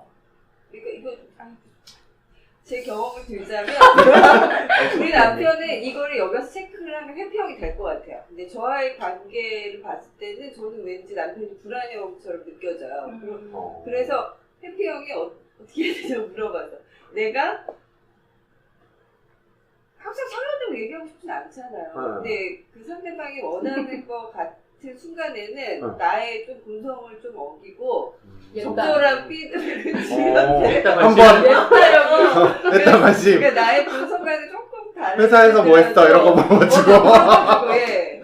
하나도 안 궁금한데. 제 경험에 의하면 그게 그렇게 생각하는 거예요. 그게 소통의 방식 스킬이다라고 생각하는 거예요. 그게. 그럴 수 있겠네요. 그러니까 뭐 성인 애착이라고 했잖아요. 그러니까 본인의 유아기 때 애착의 결핍 요소를 분명 깨닫고 이제 깨달은 이후에 자기가 이제 우리가 사회화 과정을 통해서 다른 사람과 소통하는 적정한 어떤 그런 표현법들을 배워 나가게 되잖아요. 이제 그런 것도 이제 적용시켜 나가는 거죠, 연애에서도. 근데 그럼에도 불구하고 안 맞춰지는 게 있긴 하겠죠. 근데 결국은 가장 중요한 거는 뭘 원하는지를 좀 묻고 그 안에서 이제 서로 소통하면 이런 유형의 문제점들을 어느 정도 많이 상쇄시킬 수 있지 않나. 그러니까 너무 유형별로 이렇게 나눠서 하는 거 말고 플러스 알파의 요소를 좀 더 첨가해서 이 안에서 문제를 해결할 수 있는 방법을 좀 더 했으면 좋겠다 이런 생각이 좀. 제가 봤을 때 세계가 유형의 가지수가 세계가 100가지가 된다고 해서 이런 불만이 안 나올 것 같지는 않거든요, 사실. 어떻게 보면.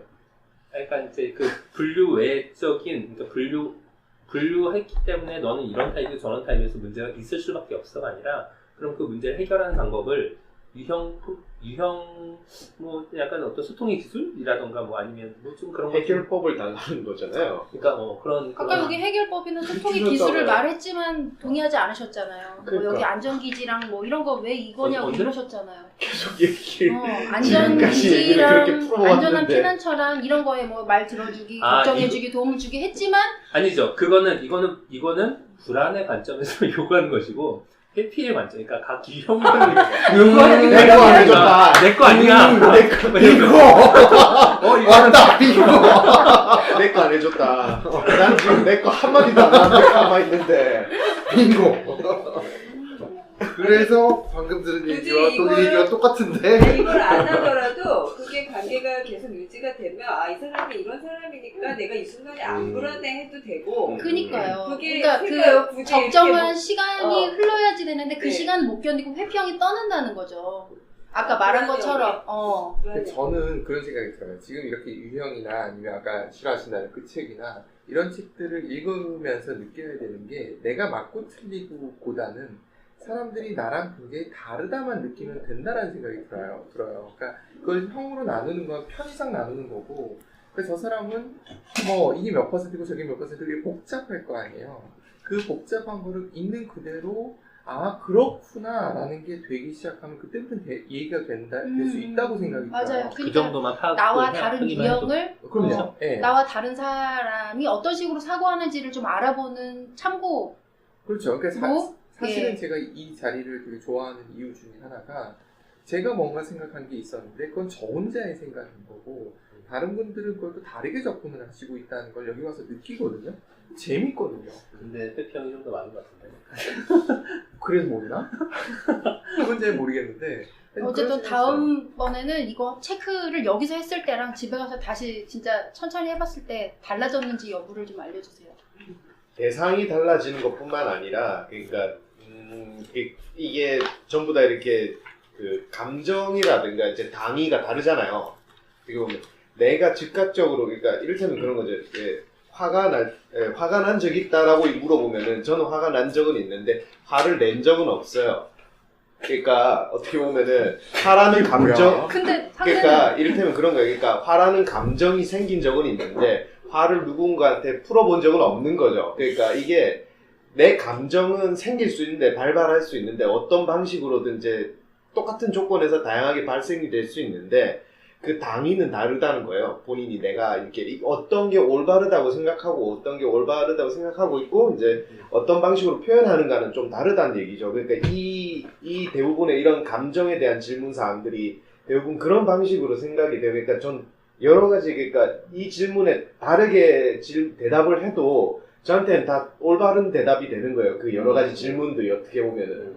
예. 그러니까 이를테면 뭐 어떠한 조건에서 화가 나는가라고 했을 때 어떠한 조건에서 화가 난다라고 해도 되고 어떠한 조건에서 화가 안 난다고 해도 저는 맞아요, 사실. 그러니까 그 문장 자체가 저한테는 둘 다 이게 맞다랑 틀리다는 어떻게 보면 반대의 이야기인데 반대의 이야기가 아니라 저한테는 그 둘 다가 맞다가 될 수 있는 거죠. 그러니까 그래서 사실 이런 질문을 할 때는 사실 저는 좀 뭐라 해야 되나 대답하기가 되게 힘들어요. 사실 어떻게 보면은. 그래서 대상이 동일해도 마찬가지예요. 어떻게 보면은. 그래서 혼란형이 나왔나? 그러면 왜 연애가 안 된다고 생각하세요? 그래서 혼란형이 나왔나?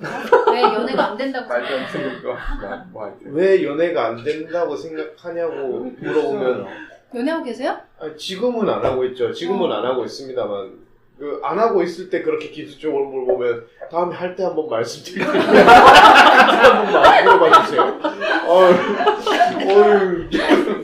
하고 있을 때도 있습니다. 이제 끝났나요? 뭐 시간은 거의 거의 다 되긴 했는데요. 네. 인간의 감정에 대해서 가장 많이 고민하고 그래서 그거에 대한 이야기를 많이 한 스피노자가 이렇게 말했대요. 모든 행복이나 불행은 오로지 우리가 사랑하는 대상의 성질에 달려있다.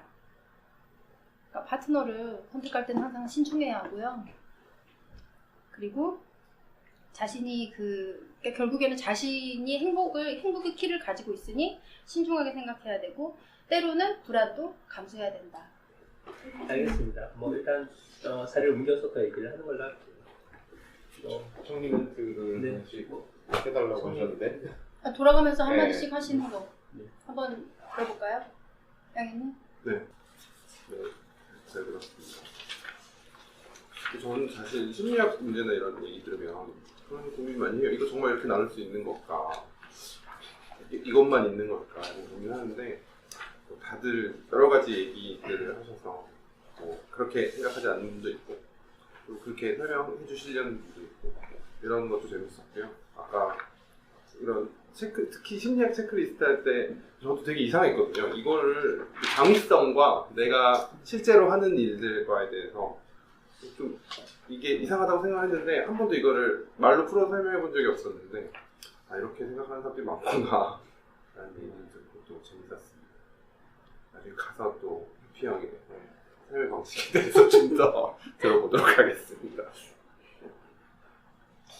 제가 들어본 이 유형들의 단점 같은 그런 거 아까 말씀하셨듯이 이제 회피형, 무자 잘해 제가 봤을 땐 그런 이제 문제점들이 인간으로서의 성찰이 덜 된 게 아닌가 하는 정도의 수준인 것 같아요. 제가 봤을 때는 아주 바닥에 있는 저 정도면은 성숙한 대한민국에서 성숙한 정도 수준으로 교육이라든가 경험을 한 사람이라면 한 30대 정도에는 이루어야 되는 정도 수준의 어떤 성숙 수준이 아닌가라고 생각할 정도로 다 해야 되는 거 아닌가 이 정도는 그런 생각이 들 정도예요. 사실 어떻게 보면 제가 가려서 만나는 건지 아니면 제 주변에 그렇게 모이는 건지 모르겠지만 제 주변에 대체적으로 다 그 정도들은 다 이제 물론 개성들은 있으시지만 그 정도 수준의 어떤 기본적인 어떤 성찰들은 있으신 것 같아요. 예. 연락 안 하고 모임에 안 나온다든가 이런 거는 잘 없으시잖아요, 보통. 예, 그 정도의 어떤 매너는 있는 것 같아요, 대부분. 물론 이제 말씀하셨던 것처럼 이런 이제 테스트라든가 이런 진단 같은 경우에는 극단적인 상황이 나타날 때 얘기겠지만 사실 제 주변에서 본 적이 없어가지고 딱히 적용해 볼 일이 없을 것 같고요. 저도 사실 제 유형이 한 바퀴도 안 나와서 가슴이 아프네요. 책이 꼭 써주세요. 혼란합니다. 아니요, 저는 그거를 소설과 같이 접목해서 쓸 거예요. 이것만 쓰지는 않아요. 혼란이 한 명 정도 넣어주실 거잖아요. 혼란이요? 중에 네?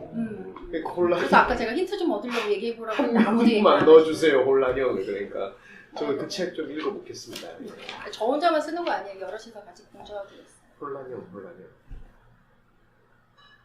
심리학에 관심이 워낙 많아서 이 책을 제일 많이 읽고 넓히고 비즈니스 테스트 이런 거 많은데 아까 말씀드렸던 그대로 저도 이제 하도 그런 보다 보니까 제가 나름대로 내렸던 결론이 그거예요.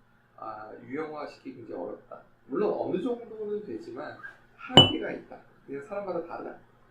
그리고 그 사람을 정말 내가 애정을 가지면 그 사람에 대해서 알게 되고 뭔가 방법이 나온다라고 생각을 해요. 아까 말씀하셨듯이 나도 어떤 사람인지 내 감정이 왜 나오는지를 알고, 그러니까 나온 이유는 모르더라도 이 감정이 화가 나는구나, 이런 상황에서 내가 화가 나는 사람이구나 라는 걸 알게 되면 그거에 대해 좀 나아지는 거라는 생각도 들고, 요즘 사실은 관심 있는 거는 집단심리예요.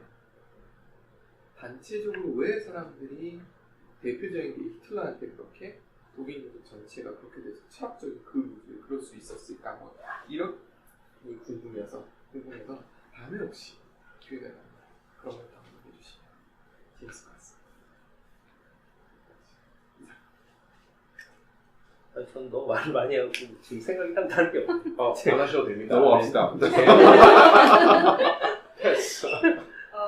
저도 심리학 책을 좋아해서 뭐 이것저것 많이 봤는데, 그러니까 항상 볼 때마다 느끼는 게 이게 정말일까? 이런 의문점을 항상 두고 봤던 것 같아요. 그러니까 오늘도 그랬던 거, 아까 해리 할로우 실험도 이게 조금만 하나 달라지면 매우 결과가 달라지지 않을까, 이런 항상 의문점을 두고 갔기 때문에, 그러니까 이것도 뭐 이제 같은 관점을 갖고 제 생각은 이렇게 인간을 나누기가 힘든데, 아까 말씀드렸듯이 자기가 누군지 정말 모르겠는, 그리고 같은 실수를 반복하는 그런 때 보면 좀 의미 있지 않을까, 이렇게 생각했어요.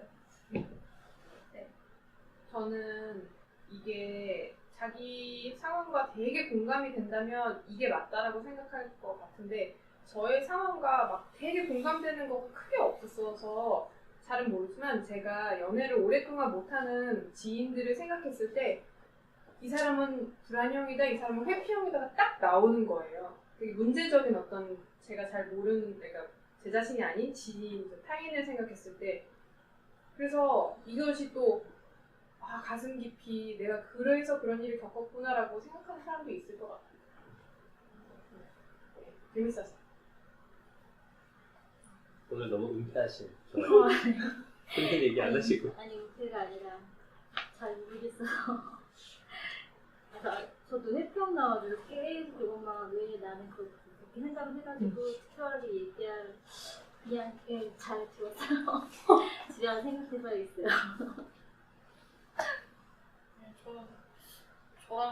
저 회피형 나왔지만 저랑 공감되는 부분들이 이렇게 많지는 않았다고 생각하거든요. 그러니까 이게 아까 얘기하신 것처럼 회피형 공감 못하는 책이에요.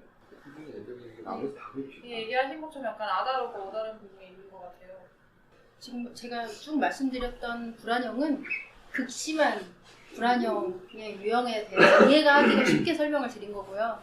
또 설명을 드린 회피형 역시 극심한 회피형에 대한 예를 설명드린 거라서 접점이 없어서 여기 내가 왜 있어야 되는지, 나 회피형인데 왜 이러지 않지? 라고 생각을 하실 수도 있는데 그러면 안정에 가까운 회평이라고 그렇게 생각하셔도 무리가 없을 것 같아요. 그리고 회평이 더 여기에 내가 내 상황하고 안 맞는다고 더 느끼실 수 있는 점이 회평은 본인한테서 문제를 찾는 게 아니라 상황이나 주변의 것의 문제로 잘 안 된다고 생각한다고 했잖아요. 그것도 이유일 수 있다고 생각해요. 남 탓하는 건가요? 갑자기 잘해주시다가 지금 좋게 포장하시다가 지금 근데 늘 자기 감정을 돌아보는 사람은 뭘까요? 늘 자기 감정 제가 하는 회평은 안 돌아보던데. 그냥 뭔가 좀 안 맞는 것 같아요. 나는 그러니까요. 항상 자책하거든요. 자책하진 않고 되게 많이 그런 걸 해요. 그래서 자책이신지 모르겠는데 저는 아, 왜 그러지? 라는 생각이 되게 많아요. 왜 이런 감정이 나지? 이런 생각이 되게 많아요. 본인의 감정을. 왜 화가 나지? 왜 기분이 좋지? 기분 좋을 땐 좀 괜찮아요. 화가 나거나 짜증이 나거나 이런 왜 그러지? 그거는 알아채는 거랑 좀 다른가요? 난 화가 났네 이렇게 느끼고 슬프네 이렇게 느끼는데 왜 그러지? 왜 그러지? 라고 생각해요. 나는 왜 그러지? 라는 생각을 하거든요. 그래서 약간 이해가 안 가는 부분들이 자꾸만 발생하는 거예요. 그래서 그냥 사람마다 다르다 이렇게 생각을 하는 거죠. 그럼 뭐야 책 읽으나 마나잖아요. 아니 그냥 그런데 저는 도움이 됐던 게 말씀드렸듯이 읽으면서 아 사람들이 나와 다르구나라는 걸 거기서 시작이었거든요. 그리고 처음에는 쉽게 가려고 유형화 시켰었는데 하면 할수록 이게 아닌 것 같아가지고 네네. 죄송해요. 아닙니다. 잘 봐주시면 돼요. 사인만 잘 봐주시면 돼요. 그래도 얘기 되게 활발하게 잘 나왔던 것 같아요. 뭐 더 얘기 나누죠. 가서.